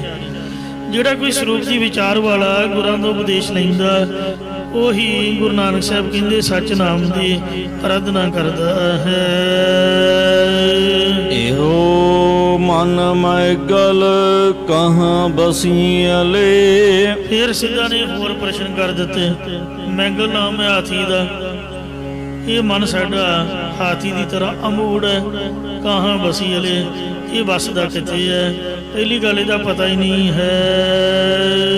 ਕਹਾਂ ਬਸੈ ਇਹੋ ਪਵਨਾ। ਦੂਜਾ ਸਵਾਲ ਕਿ ਸਵਾਸ ਕਿੱਥੇ ਵਸਦੇ, ਆਪ ਕਿੱਥੇ ਅਚਲ ਹੋ ਕੇ ਰਹਿ ਸਕਦੇ ਹਨ। ਕਹਾਂ ਬਸੈ ਸੋ ਸ਼ਬਦ ਅਵਧੂ। ਤੀਜਾ ਸਵਾਲ ਕਿ ਇਹ ਅਵਧੂਤ ਸ਼ੁੱਧ ਸਰੂਪ ਗੁਰੂ ਨਾਨਕ ਸਾਹਿਬ ਜੀ ਉਹ ਬ੍ਰਹਮ ਕਿੱਥੇ ਵਸਦਾ ਹੈ। ਤਾਂ ਕਉ ਚੂਕੈ ਮਨ ਕਾ ਭਵਨਾ। ਚੌਥਾ ਸਵਾਲ ਤੇ ਸ਼ਬਦ ਨੂੰ ਪ੍ਰਾਪਤ ਕਰਕੇ ਮਨ ਦਾ ਵਿਸ਼ਿਆਂ ਜਾਂ 84 ਲੱਖ ਜੂਨਾਂ ਵਿੱਚੋਂ ਪਾਉਣਾ ਕਿਵੇਂ ਚੁੱਕਿਆ ਜਾਏ। ਨਦਰ ਕਰੇ ਤਾਂ ਸਤਿਗੁਰ ਮੇਲੇ। ਇਹ ਸਵਾਲ ਚੌਥੇ ਦਾ ਨਾਲ ਹੀ ਮਾਰੇ ਨੂੰ ਉੱਤਰ ਦਿੱਤਾ। ਨਦਰ ਕਰੇ, ਜੇ ਵਾਹਿਗੁਰੂ ਦਇਆ ਦ੍ਰਿਸ਼ਟੀ ਕਰੇ ਤਾਂ ਸਤਿਗੁਰੂ ਮਿਲਦਾ, ਤਾਂ ਜੀਵ ਨੂੰ ਸੱਚੇ ਗੁਰੂ ਦੇ ਨਾਲ ਮਿਲਦਾ ਹੈ। ਤਾਂ ਨਿਜ ਕਰ ਵਾਸਾ ਇਹੋ ਮਨ ਪਾਏ। ਤਾਂ ਇਹ ਮਨ ਆਪਣੇ ਸਰੂਪ ਰੂਪੀ ਘਰ ਵਿੱਚ ਨਿਵਾਸ ਪਾ ਸਕਦਾ ਹੈ ਅਤੇ ਆਪੇ ਆਪ ਖਾਏ ਤਾਂ ਨਿਰਮਲ ਹੋਵੇ। ਆਪਣੇ ਸਰੂਪ ਦੇ ਗਿਆਨ ਦੀ ਪ੍ਰਾਪਤੀ ਕਰਕੇ ਆਪਾ ਭਾਵ ਦੀ ਅਧਿਆਸ ਨੂੰ ਖਾ ਲਵੇ, ਪਾ ਮੇੜ ਦੇਵੇ, ਤਾਂ ਹੀ ਮਨ ਸ਼ੁੱਧ ਹੁੰਦਾ ਹੈ। ਇਸੇ ਪ੍ਰਕਾਰ ਆਪੇ ਆਪ ਖਾਏ ਤਾਂ ਨਿਰਮਲ ਹੋਵੇ। ਆਪਣੇ ਤੁਨ ਪਦ ਲਾਖਰਤ ਦੁਆਰਾ ਆਪਣੇ ਤਤ ਪਦ ਲਾਖਰਤ ਨੂੰ ਖਾਏ, ਭਾਵ ਧਾਰਨ ਕਰੇ, ਤਾਂ ਮਨ ਸ਼ੁੱਧ ਹੁੰਦਾ ਹੈ। ਤਾਵਤ ਵਰਜ ਰਹਾਏ। ਫਿਰ ਵਿਸ਼ਿਆਂ ਜਾਂ 84 ਲੱਖ ਜੂਨਾਂ 'ਚ ਧੌਣੇ ਤੋਂ ਰੁਕਿਆ ਰਹਿੰਦਾ ਹੈ। ਇਸੇ ਪ੍ਰਕਾਰ ਤਾਵਤ ਵਰਜ ਰਹਾਏ। ਵਿਸ਼ਿਆਂ ਵੱਲ ਧਾਉਂਦੇ ਇੰਦਰੀਆਂ ਨੂੰ ਗੁਰ ਸ਼ਬਦ ਦੇ ਸਾਧਨਾਂ ਦੁਆਰਾ ਰੋਕ ਕੇ ਰੱਖਣਾ ਕਰੇ। ਇਸ ਮਨ ਦਾ 84 ਲੱਖ ਜੂਨਾਂ ਦੇ ਵਿੱਚ ਪਾਉਣਾ ਚੁੱਕਿਆ ਜਾਂਦਾ ਹੈ। ਕਿਉਂ ਮੂਲ ਪਛਾਣੈ। ਪੰਜਵਾਂ ਸਵਾਲ ਕਿ ਜੀਵ ਕਿੰਜ ਮੁੱਢ ਰੂਪ ਬ੍ਰਹਮ ਨੂੰ ਪਹਿਚਾਣੇ। ਆਤਮ ਜਾਣੈ। ਛੇਵਾਂ ਸਵਾਲ ਆਪਣੇ ਆਪ ਆਤਮਾ ਰੂਪ ਨੂੰ ਕਿਵੇਂ ਜਾਣੇ। ਕਿਉ ਸੰਸਕਾਰ ਸੂਰ ਸਮਾਵੈ। ਸਤਵਾਂ ਸਵਾਲ ਕਿੰਜ ਚੰਦਰਮਾ ਦੇ ਘਰ ਵਿੱਚ ਸੂਰਜ ਸਮਾਉਂਦਾ। ਇਸੇ ਪ੍ਰਕਾਰ ਕਿਉ ਸੰਸਕਾਰ ਸੂਰ ਸਮਾਵੈ। ਅਵਿਦਿਆ ਰੂਪ ਰਾਤ ਵਾਲੇ ਚੰਦਰਮਾ ਦੇ ਘਰ ਗਿਆਨ ਰੂਪ ਸੂਰਜ ਕਿਵੇਂ ਸਮਾਉਂਦਾ ਹੈ। ਇਸੇ ਪ੍ਰਕਾਰ ਕਿਉ ਸੰਸਕਾਰ ਸੂਰ ਸਮਾਵੈ। ਸਤੋ ਗੁਣ ਵਿਸ਼ਿਸ਼ਟ ਜਾਂ ਵਿਰਾਗ ਵਾਲੀ ਅੰਤਿਆਗਨ ਰੂਪ ਚੰਦਰਮਾ ਘਰ ਵਿੱਚ ਅਪਰੋਖ ਗਿਆਨ ਰੂਪੀ ਸੂਰਜ ਕਿਵੇਂ ਸਮਾਵੇ। ਇਹ ਸਤਵੇਂ ਪ੍ਰਸ਼ਨ ਦਾ ਉੱਤਰ ਮਹਾਰਾਜ ਨਾਲ ਹੀ ਦਿੰਦੇ ਨੇ। ਗੁਰਮੁਖ ਹਉਮੈ ਵਿੱਚੋਂ ਖੋਵੈ। ਜਦ ਮੁਖੀ ਗੁਰਾਂ ਦੇ ਉਪਦੇਸ਼ ਦੁਆਰਾ ਗੁਰਮੁਖ ਬਣ ਕੇ ਦੇਹ ਦੀ ਹੰਗਤਾ ਨੂੰ ਅੰਦਰੋਂ ਖੋ ਦੇਵੇ, ਮੇਟ ਦੇਵੇ, ਤਉ ਨਾਨਕ ਸਹਿਜ ਸਮਾਵੈ। ਤਾਂ ਸਤਿਗੁਰੂ ਨਾਨਕ ਦੇਵ ਸਾਹਿਬ ਜੀ ਕਥਨ ਕਰਦੇ ਕਿ ਸਤਿਗੁਣ ਵਿਸ਼ਿਸ਼ਟ ਜਾਂ ਵੈਰਾਗ ਵਾਲੇ ਜਾਂ ਅਵਿਦਿਆ ਰੂਪ ਰਾਤ ਵਾਲੇ ਅੰਤਿਆਗਨ ਰੂਪ ਚੰਦਰਮਾ ਦੇ ਘਰ ਵਿੱਚ ਅਪਰੋਖ ਗਿਆਨ ਰੂਪੀ ਸੂਰਜ ਸਮਾਉਂਦਾ ਹੈ। ਇਹੋ ਮਨ ਨਿਸ਼ਚਲ ਹਿਰਦੈ ਵਸਿਆਲੇ। ਇਹ ਪਹਿਲੇ ਸਵਾਲ ਦਾ ਉੱਤਰ ਹੈ। ਸਵਾਲ ਸੀਗਾ ਇਹੋ ਮਨ ਮੈਗਲ ਕਾਹਾਂ ਵਸੀਲੇ। ਇਹ ਜਿਹੜਾ ਮਨ ਹਾਥੀ ਹੈ ਇੱਥੇ ਵਸਦਾ ਹੈ। ਪਾਤਸ਼ਾਹ ਜੀ ਕਹਿੰਦੇ ਇਹ ਮਨ ਰੂਪ ਹਾਥੀ ਨਿਸ਼ਚਲ ਅਚਲ ਹੋ ਕੇ ਹਿਰਦੇ ਰੂਪੀ ਅਸਥਾਨ ਦੇ ਵਿੱਚ ਵਸਦਾ ਹੈ। ਗੁਰਮੁਖ ਮੂਲ ਪਛਾਣ ਰਹੈ। ਇਹ ਪੰਜਵੇਂ ਸਵਾਲ ਦਾ ਉੱਤਰ ਹੈ ਕਿ ਉਹ ਮੂਲ ਪਛਾਣ ਹੈ। ਇਹ ਜੀਵ ਕਿੰਜ ਆਪਦੇ ਮੁੱਢਰੂ ਬ੍ਰਹਮ ਨੂੰ ਪਹਿਚਾਣੇ, ਤਾਂ ਮਹਾਰਾਜ ਫਰਮਾਉਂਦੇ ਨੇ ਗੁਰਮੁਖ ਮੁਖੀ ਗੁਰਾਂ ਦੇ ਉਪਦੇਸ਼ ਦੁਆਰਾ ਗੁਰਮੁਖ ਬਣ ਕੇ ਮੂਲ ਪਛਾਣ ਹੈ, ਮੁੱਢਰੂ ਬ੍ਰਹਮ ਨੂੰ ਪਹਿਚਾਣ ਕੇ ਉਹਦੇ ਸਰੂਪ ਵਿੱਚ ਸਥਿਤ ਹੋ ਕੇ ਰਹਿਣਾ ਕਰੇ। ਨਾਭ ਪਵਨ ਘਰ ਆਸਨ ਬੈਸੈ। ਇਹ ਦੂਸਰੇ ਸਵਾਲ ਦਾ ਉੱਤਰ ਹੈ। ਦੂਜਾ ਸਵਾਲ ਸੀਗਾ ਕਹਾਂ ਬਸੈ ਇਹੋ ਪਵਨਾ, ਕਿ ਇਹ ਜਿਹੜੇ ਸਵਾਸ ਨੇ, ਜਿਹੜੀ ਹਵਾ ਹੈ ਕਿੱਥੇ ਵੱਸਦੀ ਹੈ? ਮਾਰੇ ਕਹਿੰਦੇ ਨਾਭੀ 'ਚ ਵੱਸਦੀ ਹੈ। ਹੋਰ ਕਿੱਥੇ ਵੱਸਦੀ ਹੈ? ਨਾਭ ਪਵਨ ਘਰ ਆਸਨ ਵੈਸੈ। ਨਾਭੀ ਜਿੱਥੇ ਸਾਡੀ ਧੁੰਨੀ ਹੈ, ਇਹਦੇ 'ਚ ਸਵਾਸਾਂ ਦੀ ਗੰਢ ਹੈ। ਨਾਭੀ ਰੂਪੀ ਘਰ ਦੇ ਵਿੱਚ ਸਵਾਸ ਆਸਨ ਸਥਿਤ ਹੋ ਕੇ ਬੈਠਦੇ ਨੇ। ਭਾਵ ਨਾਭੀ ਰੂਪ ਸਥਾਨ ਵਿੱਚ ਹਵਾ ਦੀ ਸਥਿਤੀ ਹੈ। ਇੱਥੋਂ ਹੀ ਉੱਪਰ ਨੂੰ ਸਵਾਸ ਆਉਂਦੇ ਨੇ, ਬਾਹਰ ਜਾਂਦੇ ਨੇ ਤੇ ਉਹ ਗੰਢ ਕਰਕੇ ਫਿਰ ਅੰਦਰ ਆਉਂਦੇ ਨੇ। ਗੁਰਮੁਖ ਖੋਜਤ ਤਤ ਲਹੈ। ਛੇਵਾਂ ਸਵਾਲ ਸੀਗਾ ਕਿ ਆਤਮ ਜਾਣੇ, ਆਪਣੇ ਆਪ ਆਤਮਾ ਰੂਪ ਨੂੰ ਕਿਵੇਂ ਜਾਣੇ? ਤੇ ਪਾਤਸ਼ਾਹ ਇਹਦਾ ਉੱਤਰ ਦਿੰਦੇ ਗੁਰਮੁਖ ਖੋਜਤ ਤਤ ਲਹੈ। ਗੁਰਮੁਖ ਜਨ ਗੁਰਾਂ ਦੁਆਰਾ ਆਪਣੇ ਆਪ ਨੂੰ ਖੋਜ ਕੇ ਆਪਣੇ ਤਤ ਸਰੂਪ ਨੂੰ ਲੱਖ ਲੈਂਦੇ, ਜਾਣ ਲੈਂਦੇ ਹਨ। ਸੋ ਸ਼ਬਦ ਨਿਰੰਤਰ ਨਿਜ ਕਰ ਆਛੈ। ਇਹ ਤੀਸਰੇ ਸਵਾਲ ਦਾ ਉੱਤਰ ਹੈ। ਤੀਜਾ ਸਵਾਲ ਸੀਗਾ ਕਹਾਂ ਵਸੈ ਸੋ ਸ਼ਬਦ ਅਵਧੂ। ਹੇ ਅਵਧੂਤ ਸ਼ੁੱਧ ਸਰੂਪ ਗੁਰੂ ਨਾਨਕ ਸਾਹਿਬ ਜੀ, ਉਹ ਬ੍ਰਹਮ ਕਿੱਥੇ ਵਸਦਾ ਹੈ? ਤਾਂ ਪਾਤਸ਼ਾਹ ਫਰਮਾਉਂਦੇ ਨੇ ਕਿ ਉਹ ਜਿਹੜਾ ਬ੍ਰਹਮ ਹੈ ਉਹ ਸੋ ਸ਼ਬਦ ਨਿਰੰਤਰ ਨਿਜ ਘਰ ਆਛੈ। ਉਹ ਸ਼ਬਦ ਬ੍ਰਹਮ ਨਿਰੰਤਰ ਇੱਕ ਰਸ ਆਪਣੇ ਸਰੂਪ ਰੂਪੀ ਘਰ ਦੇ ਵਿੱਚ ਵਸਦਾ ਹੈ, ਜਾਂ ਆਪਣੇ ਸਰੂਪ ਰੂਪੀ ਸੁੰਦਰ ਘਰ ਵਿੱਚ ਵਸਦਾ ਹੈ। ਤ੍ਰਿਭਵਨ ਜੋਤ ਸੋ ਸ਼ਬਦ ਲਹੈ। ਇਉਂ ਜੋ ਤਿੰਨਾਂ ਭਵਨਾਂ ਲੋਕਾਂ ਦਾ ਪ੍ਰਕਾਸ਼ਕ ਪਰਮੇਸ਼ਰ ਹੈ, ਉਸ ਨੂੰ ਗੁਰੂ ਉਪਦੇਸ਼ ਦੁਆਰਾ ਹੀ ਪ੍ਰਾਪਤ ਕਰ ਸਕੀਦਾ ਹੈ। ਅਰਥਾਤ ਬ੍ਰਹਮ ਆਪਣੇ ਸਰੂਪ ਦੇ ਵਿੱਚ ਸਥਿਤ ਹੈ। ਉਸ ਦੀ ਜੋਤ ਤਿੰਨਾਂ ਭਵਨਾਂ ਵਿੱਚ, ਤੇ ਤਿੰਨੇ ਭਵਨ ਉਸ ਵਿੱਚ ਤਾਣੇ ਪੇਟੇ ਦੀ ਤਰ੍ਹਾਂ ਨੇ, ਔਰ ਉਹ ਪਰਿਪੂਰਨ ਹੈ। ਇਸ ਲਈ ਉਸ ਦਾ ਵਾਸਾ ਕਿੱਥੇ ਕਿਹਾ ਜਾਏ? ਭਾਵ ਉਹ ਸਾਰੇ ਥਾਵਾਂ ਦੇ ਵਿੱਚ ਵਿਆਪਕ ਹੋ ਰਿਹਾ ਹੈ। ਜਲ ਥਲ ਮਹੀਲ ਪੂਰਿਆ, ਸੁਆਮੀ ਸਿਰਜਣਹਾਰ, ਅਨਕ ਭਾਂਤ ਹੋਏ ਪਸਰਿਆ, ਨਾਨਕ ਏਕ ਓੰਕਾਰ। ਖਾਵੈ ਦੁਖ ਭੂਖ ਸਾਚੇ ਕੀ। ਇਹ ਸਿਧਾਂਤ ਦੀਆਂ ਤੁਕਾਂ ਨੇ। ਜੇ ਜੀਵ ਦੇ ਹਿਰਦੇ ਵਿੱਚ ਸੱਚੇ ਨਾਮ ਜਪਣ ਦੀ ਭੁੱਖ ਹੋਵੇ, ਹੁਣ ਭੁੱਖ ਲੱਗਦੀ ਹੈ ਤਾਂ ਬੰਦਾ ਆਪਣੇ ਆਪ ਹੀ ਭੱਜਾ ਲੰਗਰ ਵੱਲ ਨੂੰ ਜਾਂਦਾ। ਲਾਂਗਰੀ ਜਿੰਨੇ ਮਰਜ਼ੀ ਦਬਕੇ ਮਾਰੇ, ਜੋ ਮਰਜ਼ੀ ਬੋਲੇ, ਭੁੱਖ ਲੱਗੀ ਹੈ, ਹੁਣ ਢਿੱਡ ਨੂੰ ਧੋਖਾ ਤਾਂ ਦੇਣਾ ਹੀ ਦੇਣਾ। ਤੇ ਇਸ ਵਾਸਤੇ ਬੰਦਾ ਭੱਜਾ ਭੱਜਾ ਜਾਂਦਾ ਹੈ। ਤੇ ਜੇ ਨਾਮ ਦੀ ਭੁੱਖ ਲੱਗ ਜਾਏ ਫਿਰ ਹੀ ਗੁਰੂ ਘਰ ਆਊਗਾ। ਜੇ ਭੁੱਖ ਹੀ ਨਹੀਂ ਲੱਗੀ ਤਾਂ ਫਿਰ ਗੁਰੂ ਜੀ ਦੇ ਉਪਦੇਸ਼ ਨੂੰ ਸੁਣੇਗਾ ਕਿਵੇਂ? ਸੋ ਸਭ ਤੋਂ ਪਹਿਲੀ ਗੱਲ ਇਹ ਹੈ ਕਿ ਸਾਨੂੰ ਭੁੱਖ ਲੱਗਣੀ ਚਾਹੀਦੀ ਹੈ। ਜਿਵੇਂ ਸ੍ਰੀ ਗੁਰੂ ਨਾਨਕ ਦੇਵ ਮਹਾਰਾਜ ਨੇ ਫਰਮਾਇਆ, ਡਾਕਟਰ ਵੈਦ ਹਕੀਮ ਵੀ ਕਹਿੰਦੇ ਵੀ ਜਿਹਨੂੰ ਭੁੱਖ ਲੱਗਦੀ ਉਹ ਬੰਦਾ ਤੰਦਰੁਸਤ ਹੈ। ਤੰਦਰੁਸਤੀ ਦੀ ਨਿਸ਼ਾਨੀ ਭੁੱਖ ਲੱਗਣੀ ਹੈ।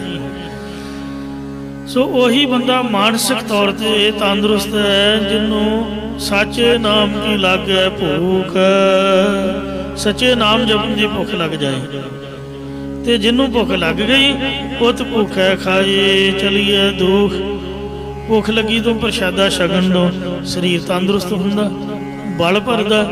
ਕਿਉਂ? ਜਿਹਨੂੰ ਸੱਚੇ ਨਾਮ ਦੀ ਭੁੱਖ ਲੱਗ ਗਈ ਤੇ ਉਹਨੇ ਨਾਮ ਜਪ ਕੇ ਤੇ ਇਸ ਭੁੱਖ ਦੀ ਤ੍ਰਿਪਤੀ ਕਰ ਲਈ, ਫਿਰ ਉਹਦਾ ਦੁੱਖ ਜਲਿਆ ਜਾਂਦਾ। ਦੁੱਖ ਕਿਹੜਾ ਹੈ?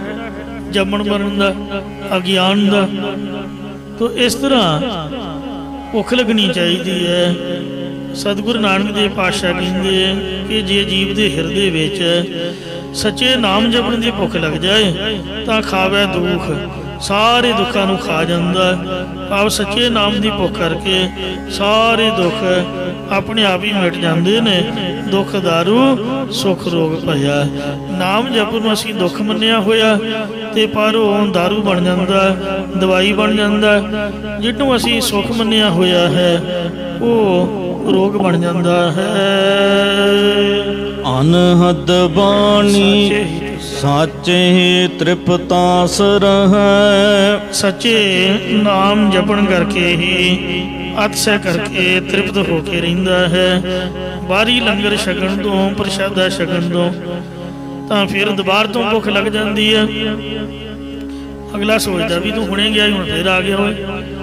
ਤੇ ਇਸ ਵਾਸਤੇ ਹੁਣ ਕਰੇ ਬੰਦਾ ਕੀ?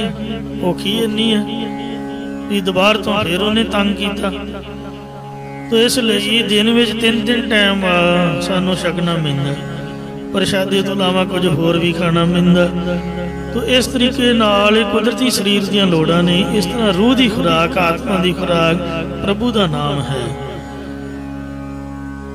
ਵੇਖਣ ਵਿੱਚ ਇਹ ਆਉਂਦਾ ਹੈ ਜੇ ਸਾਡੀ ਦੁਕਾਨ ਹੈ ਤੇ ਮਾੜੀ ਜੀ ਧੂਪ ਜੀ ਦਿਖਾਓ, ਅੱਖਾਂ ਦੀਆਂ ਮਿੱਟੋ, ਹੱਥ ਜੇ ਜੋੜੋ 2 ਮਿੰਟ ਬਸ, ਉਹ ਤੋਂ ਬਾਅਦ ਸਾਰੀ ਦਿਹਾੜੀ ਜੋ ਮਰਜ਼ੀ ਕਰਦੇ ਰਹੋ, ਫਿਰ ਨਹੀਂ ਰੱਬ ਦਾ ਨਾਮ ਲੈਣਾ।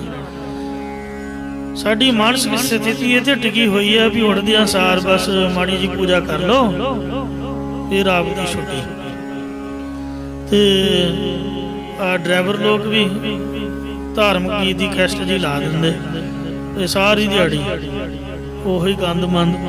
ਮਾਫ ਕਰਨਾ, ਇਹ ਸਾਡਾ ਆਪਣਾ ਸੁਭਾਅ ਹੈ, ਇਹ ਸਾਡੀ ਸਮਝ ਹੈ ਵੀ ਜਿਹੜਾ ਭਜਨ ਹੈ ਜਾਂ ਪੂਜਾ ਹੈ ਜਾਂ ਕੁਛ ਵੀ ਆਪਾਂ ਕਰਦੇ ਹਾਂ ਧਰਮ ਦੇ ਤੌਰ 'ਤੇ, ਇਹ ਥੋੜ੍ਹਾ ਜਿਹਾ ਸਵਾਇਆ ਜਾਂ ਸਵੇਰੇ ਸਵੇਰੀ ਬਹੁਤ ਹੈ ਜਾਂ ਸ਼ਾਮ ਨੂੰ ਬਸ, ਤੇ ਬਾਕੀ ਦਿਨੇ ਸਾਨੂੰ ਲੋੜ ਨਹੀਂ ਹੈ। ਜਿਵੇਂ ਆਪਾਂ ਭੋਜਨ 3 ਟਾਈਮ ਛਕਦੇ ਹਾਂ, ਭੁੱਖ ਲੱਗਣ ਤੋਂ ਕੁਛ ਨਾ ਕੁਛ ਮੂੰਹ 'ਚ ਪਾਉਂਦੇ ਆ, ਕਿਉਂ? ਜਿਹਨੂੰ ਸਾਚੇ ਨਾਮ ਦੀ ਲੱਗ ਹੈ ਭੁੱਖ, ਮਹਾਰਾਜ ਦੇ ਨਾਮ ਦਾ ਆਨੰਦ ਆ ਗਿਆ, ਉਹ ਤਾਂ ਬਾਰ-ਬਾਰ ਇਹਨੂੰ ਛਕਣਾ ਚਾਹੇਗਾ, ਜਪਣਾ ਚਾਹੇਗਾ। ਤੋ ਇਸ ਲਈ ਨਿਤਨੇਮ ਤਾਂ ਜ਼ਰੂਰੀ ਹੈ ਹੀ ਹੈ, ਸਵੇਰ ਸ਼ਾਮ ਦਾ। ਤੇ ਪਾਤਸ਼ਾਹ ਦਾ ਹੁਕਮ ਹੈ ਕਿ ਇਹਨੂੰ ਮੂੰਹ 'ਚ ਹੀ ਰੱਖੋ। ਜੋ ਸੌਂਫ ਸਾਂਫ ਆਦਿਕ ਮਾੜਾ ਮੋਟਾ ਮੂੰਹ ਦੇ ਵਿੱਚ ਰੱਖੋ ਤੇ ਉਹਦਾ ਆਨੰਦ ਕੁਝ ਵੱਖਰਾ ਹੀ ਹੈ। ਉਠਤ ਬੈਠਤ ਸੋਬਤ ਨਾਮ ਕਹੋ ਨਾਨਕ ਜਨ ਕੈ ਸਦ ਕਾਮ। ਨਾਮ ਵੀ ਹੁਣ ਸੁਨੇ ਸੇ ਮੁਖਾ, ਵਾਹਿਗੁਰੂ ਨਾਮ ਤੋਂ ਬਗੈਰ ਮੂੰਹ ਖਾਲੀ ਹਨ। ਤੇ ਜਿਹੜੇ ਮੁਖ ਨਾਮ ਜਪਦੇ ਨੇ ਉਹ ਸੁਗੰਧੀ ਵਾਲੇ ਹਨ, ਸੋ ਉਹਨਾਂ ਦੇ ਪਾਸੋਂ ਨਾਮ ਦੀ ਸੁਗੰਧੀ ਪ੍ਰਾਪਤ ਹੋ ਸਕਦੀ ਹੈ। ਭਗਤੀ ਦੀ ਸੁਗੰਧੀ ਜਿਸ ਤਰ੍ਹਾਂ ਫੁੱਲ ਮਹਿਕ ਛੱਡਦੇ ਨੇ, ਇਸ ਤਰੀਕੇ ਦੇ ਨਾਲ ਉਹਨਾਂ 'ਚ ਸੋ ਜਿਹੜਾ ਸਰੀਰ ਦੁਰਗੰਧੀ ਦਾ ਭਰਿਆ ਹੋਇਆ ਹੈ, ਨਾਮ ਦੀ ਸੁਗੰਧੀ ਦੇ ਸਹਿਤ ਹੋ ਜਾਂਦਾ ਹੈ। ਇੰਜ ਪਾਤਸ਼ਾਹ ਜੀ ਦਾ ਹੁਕਮ ਹੈ ਕਿ ਜਿੰਨਾ ਸਾਸ ਵਿਰਾਸ ਨਾ ਵਿਸਰੈ, ਹਰ ਨਾਮਾ ਮਨ ਮੰਤ, ਧਨ ਸੇ ਸਈ ਨਾਨਕਾ ਪੂਰਨ ਸੋਈ ਸੰਤ। ਬਾਹਰੀ ਛਕਣ ਤੋਂ ਜਿਹੜੀ ਤ੍ਰਿਪਤੀ ਨਹੀਂ ਹੁੰਦੀ, ਬਾਰ-ਬਾਰ ਤੋਂ ਭੁੱਖ ਲੱਗਦੀ ਹੈ। ਇਉਂ ਜੇ ਵਾਹਿਗੁਰੂ ਨਾਮ ਨੂੰ ਬੰਦਾ ਧਾਰਨ ਕਰ ਲਏ ਤੇ ਜਿਹੜੀ ਆਤਮਾ ਹੈ, ਮਨ ਹੈ, ਉਹ ਹਮੇਸ਼ਾ ਖੁਸ਼ ਰਹਿੰਦਾ, ਪ੍ਰਸੰਨ ਰਹਿੰਦਾ ਹੈ, ਆਤਮਿਕ ਤ੍ਰਿਪਤੀ ਦੇ ਸਹਿਤ ਰਜਿਆ ਰਹਿੰਦਾ ਹੈ। ਫਿਰ ਤ੍ਰਿਸ਼ਨਾ ਦੀ ਭੁੱਖ ਨਹੀਂ ਲੱਗਦੀ ਹੈ। ਅਨਹਦ ਬਾਣੀ ਗੁਰਮੁਖ ਜਾਣੀ, ਹੱਦ ਤੋਂ ਰਹਿਤ ਇੱਕ ਰਸ ਨਾਮ ਰੂਪ ਬਾਣੀ, ਗੁਰਾਂ ਦੁਆਰਾ ਗੁਰਮੁਖਾਂ ਨੇ ਜਾਣੀ ਹੈ। ਜਾਂ ਇਸੇ ਪ੍ਰਕਾਰ ਅਨਹਦ ਬਾਣੀ ਗੁਰਮੁਖ ਜਾਣੀ, ਗੁਰਾਂ ਦੁਆਰਾ ਜਾਣੀਦੀ ਹੈ। ਪਰ ਜਿਹੜੀ ਹੱਦ ਤੋਂ ਰਹਿਤ ਬਾਣੀ ਹੈ ਗੁਰਾਂ ਦੁਆਰਾ ਜਾਣੀਦੀ ਹੈ। ਪਰ ਬਿਰਲੋ ਕੋ ਅਰਥ ਆਵੈ, ਕੋਈ ਵਿਰਲਾ ਟਾਵਾਂ ਹੀ ਇਸ ਦੇ ਤਾਤਪਰ ਸਿਧਾਂਤ ਨੂੰ ਪ੍ਰਾਪਤ ਕਰਦਾ ਜਾਂ ਇਸ ਦੇ ਅਰਥ ਨੂੰ ਹਿਰਦੇ ਦੇ ਵਿੱਚ ਲਿਆਉਂਦਾ ਹੈ। ਨਾਨਕ ਆਖੈ ਸੱਚ ਸੁਭਾਖੈ, ਸਤਿਗੁਰੂ ਨਾਨਕ ਦੇਵ ਜੀ ਆਖਦੇ ਨੇ ਕਿ ਜੋ ਸੱਚੇ ਨਾਮ ਨੂੰ ਭਲੀ ਪ੍ਰਕਾਰ ਉਚਾਰਨ ਕਰਦਾ ਹੈ ਉਹ ਸੱਚ ਰਬ ਹੈ, ਸੱਚ ਸਰੂਪ ਦੇ ਵਿੱਚ ਰੰਗਿਆ ਜਾਂਦਾ ਹੈ। ਸੱਚ ਰਪੈ ਰੰਗ ਕਬਹੁ ਨਾ ਜਾਵੈ। ਜਿਹੜਾ ਸੱਚ ਸਰੂਪ ਚ ਰੰਗਿਆ ਜਾਂਦਾ ਉਸ ਦਾ ਕਦੇ ਵੀ ਰੰਗ ਕਹੀਏ ਪ੍ਰੀਅਮ ਨਹੀਂ ਜਾਂਦਾ। ਜਿਉਂਦਾ ਗਿਆਨ ਨਾਮ ਰੰਗ ਰਾਮ ਰੰਗ ਕਦੇ ਉਤਰ ਨਾ ਜਾਏ, ਕਦੇ ਵੀ ਉਤਰ ਕੇ ਕਿਤੇ ਨਹੀਂ ਜਾਂਦਾ ਹੈ। ਇਸੇ ਤਰ੍ਹਾਂ ਨਾਨਕ ਅਨਹਦ ਬਾਣੀ ਗੁਰਮੁਖ ਜਾਣੀ। ਅਨਹਦ ਬਾਣੀ ਕੌਣ ਜਾਣਦਾ ਹੈ? ਗੁਰਮੁਖ ਜਾਣੀ। ਗੁਰਾਂ ਦੁਆਰਾ ਗੁਰਮੁਖਾਂ ਨੇ ਅਨਹਦ ਇੱਕ ਰਸ ਨਾਮ ਰੂਪ ਬਾਣੀ ਜਾਣੀ ਹੈ। ਭਾਵ ਜਿਹੜਾ ਹਰ ਵਕਤ ਸਿਮਰਨ ਕਰਦਾ ਇਹੀ ਅਨਹਦ ਬਾਣੀ ਜਾਣਨਾ ਕੀਤੀ ਹੈ। ਬਿਨ ਲੋਕੋ ਅਰਥਾਵੈ। ਪਰ ਕੋਈ ਬਿਰਲਾ ਗੁਰਮੁਖ ਪੁਰਖ ਹੀ ਇਸ ਸਿਧਾਂਤ ਨੂੰ ਪ੍ਰਾਪਤ ਕਰਦਾ ਹੈ। ਨਾਨਕ ਆਖੈ ਸੱਚ ਸੁਭਾਖੈ। ਉਹ ਕਿਹੜਾ ਰੰਗ ਹੈ ਜੋ ਕਦੇ ਵੀ ਦੂਰ ਨਹੀਂ ਹੁੰਦਾ? ਤਾਂ ਸਤਿਗੁਰੂ ਨਾਨਕ ਦੇਵ ਜੀ ਆਂਦੇ ਨੇ ਕਿ ਜੋ ਸੱਚੇ ਨਾਮ ਨੂੰ ਭਲੀ ਪ੍ਰਕਾਰ ਉਚਾਰਦਾ ਹੈ। ਸੱਚ ਰਪੈ ਰੰਗ ਕਬਹੂ ਨਾ ਜਾਵੈ। ਸੱਚੇ ਨਾਮ ਰੂਪੀ ਰੰਗ 'ਚ ਰੰਗਿਆ ਜਾਂਦਾ ਹੈ। ਜੋ ਨਾਮ ਰੂਪੀ ਰੰਗ ਕਦੇ ਵੀ ਉਤਰ ਕੇ ਦੂਰ ਨਹੀਂ ਜਾਂਦਾ। ਇਹ ਸਤਿਗੁਰੂ ਮਹਾਰਾਜ ਜੀ ਨੇ ਸਿੱਧਾਂ ਦੇ ਨਾਲ ਸਵਾਲ ਜਵਾਬ ਰੂਪ ਸਿੱਧ ਗੋਸ਼ਟ ਰਾਮਕਲੀ ਰਾਗ ਵਿੱਚ ਗੁਰਬਾਣੀ ਉਚਾਰੀ ਹੈ। ਬਾਬਾ ਬੁੱਢਾ ਸਾਹਿਬ ਤੇ ਪਾਵਨ ਸ੍ਰੀ ਲਹਿਣਾ ਜੀ ਦੇ ਕਹਿਣ ਤੋਂ ਕਰਤਾਰਪੁਰ ਸਾਹਿਬ ਵਿਖੇ ਸਰਵਣ ਕਰਵਾਈ ਹੈ। ਇਸ ਦੀਆਂ 65 ਪੌੜੀਆਂ ਸਾਧ ਸੰਗਤ ਜੀਓ ਸੰਪੂਰਨ ਹੋਈਆਂ ਨੇ। ਕੱਲ ਧੰਨ ਧੰਨ ਸ੍ਰੀ ਗੁਰੂ ਅੰਗਦ ਦੇਵ ਸਾਹਿਬ ਜੀ ਮਹਾਰਾਜ ਜੀ ਦਾ ਅਵਤਾਰ ਦਿਹਾੜਾ ਲੰਘ ਕੇ ਗਿਆ ਹੈ। ਸੋ ਜਿਨ੍ਹਾਂ ਦੀ ਬਾਬਤ ਇਹ ਸਮਝਿਆ ਜਾਂਦਾ ਹੈ, ਗਿਆਨੀ ਦੀ ਪੜ੍ਹਾਈ ਵਿੱਚ ਵੀ ਮੈਂ ਪੜ੍ਹਿਆ ਸੀ ਵੀ ਗੁਰਮੁਖੀ ਲਿਪੀ ਸ੍ਰੀ ਗੁਰੂ ਅੰਗਦ ਦੇਵ ਜੀ ਨੇ ਉਚਾਰੀ ਹੈ। ਪਰ ਸਾਧ ਸੰਗਤ ਜੀ ਉਹ ਇਹ ਧਾਰਨਾ ਗਲਤ ਹੈ। ਜੇ ਗੁਰਮੁਖੀ ਲਿਪੀ ਗੁਰੂ ਨਾਨਕ ਸਾਹਿਬ ਜੀ ਦੀ ਬਜਾਏ ਗੁਰੂ ਅੰਗਦ ਦੇਵ ਜੀ ਨੇ ਉਚਾਰੀ ਤੇ ਆ ਬਾਣੀ ਕਿੰਨੇ ਰਚਦੀ? ਜਿਹੜੇ ਸਵਾਲ ਜਵਾਬ ਹੋਏ ਨੇ ਗੁਰਮੁਖੀ ਅੱਖਰਾਂ ਦੇ ਵਿੱਚ ਇਹ ਕਿੰਨੇ ਕੀਤੇ ਨੇ, ਸੁਣੇ ਨੇ, ਕਿੰਨੇ ਰਚੇ ਨੇ? ਬਾਣੀ ਤਾਂ ਗੁਰੂ ਨਾਨਕ ਸਾਹਿਬ ਦੀ ਹੈ। ਅਸਾ ਮਹੱਲਾ ਪਹਿਲਾ ਪੱਟੀ ਲਿਖੀ ਨਹੀਂ ਬਾਣੀ ਹੈ, ਦੱਸੋ? ਸਿੱਧਾ ਹੀ ਗੁਰੂ ਗ੍ਰੰਥ ਸਾਹਿਬ ਲਿਖਿਆ ਹੋਇਆ, ਫਿਰ ਇਹਦਾ ਭੁਲੇਖਾ ਰਹਿਣਾ ਹੀ ਨਹੀਂ ਚਾਹੀਦਾ। ਗੁਰਮੁਖੀ ਲਿਪੀ ਦੇ ਘੜਨ ਵਾਲੇ ਰਚਨਹਾਰੇ ਸ੍ਰੀ ਗੁਰੂ ਨਾਨਕ ਦੇਵ ਜੀ ਖੁਦ ਆਪ ਨੇ। ਗਾਂ ਪ੍ਰਚਾਰ ਗੁਰੂ ਅੰਗਦ ਦੇਵ ਜੀ ਨੇ ਕੀਤਾ। ਮੈਂ ਇਹ ਕਹਿਣ ਦੀ ਕੋਸ਼ਿਸ਼ ਕਰ ਰਿਹਾ ਕਿ ਆ ਜਿਹੜੀ ਬਾਣੀ ਹੈ ਇਹ ਸਵਾਲ ਜਵਾਬ ਹੋਏ ਨੇ ਉੱਥੇ ਸਮੇਰ ਪਰਬਤ ਤੇ ਸਿੱਧਾਂ ਦੇ ਨਾਲ। ਜਪਜੀ ਸਾਹਿਬ ਵੀ ਉੱਥੇ ਹੀ ਉਚਾਰਿਆ। ਪਰ ਜਿਹੜੀ ਤਰਤੀਬ ਹੈ ਉਹ ਗੁਰੂ ਅੰਗਦ ਦੇਵ ਜੀ ਨੇ ਬੰਨੀ ਹੈ, ਜਪਜੀ ਸਾਹਿਬ ਦੀ ਵੀ ਤੇ ਆ ਸਿੱਧ ਗੋਸ਼ਟ ਬਾਣੀ। ਇਹ ਜਦ ਗੁਰੂ ਨਾਨਕ ਸਾਹਿਬ ਨੇ ਸਰਵਣ ਕਰਾਈ ਤੇ ਗੁਰੂ ਅੰਗਦ ਦੇਵ ਜੀ ਨੇ ਨਾਲੋਂ ਨਾਲ ਲਿਖੀ ਹੋਊਗੀ। ਮਹਾਰਾਜ ਦਾ ਸੁਭਾਅ ਬੜੇ ਪਿਆਰ ਵਾਲਾ ਸੀਗਾ। ਗੁਰਮੁਖੀ ਅੱਖਰਾਂ ਨੂੰ ਬਹੁਤ ਲਾਈਕ ਕਰਦੇ ਸਨ।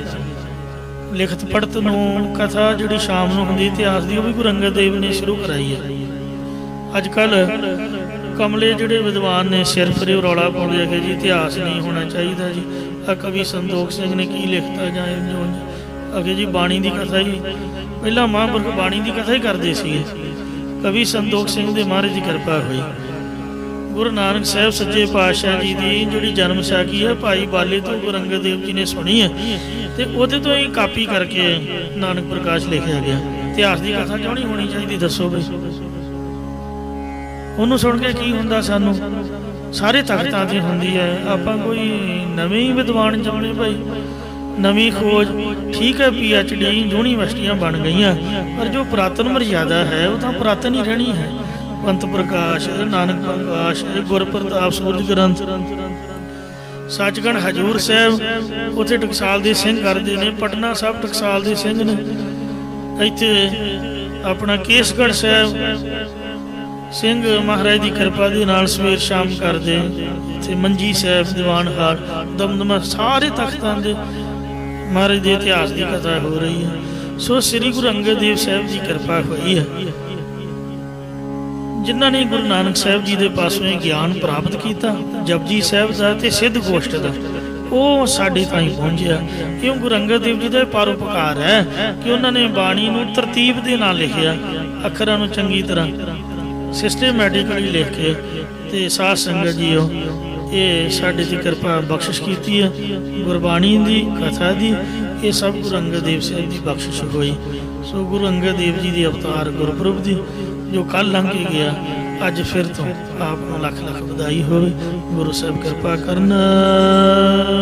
अनहद बाणी गुरमुख जानी, फिर लोको अर्थावै।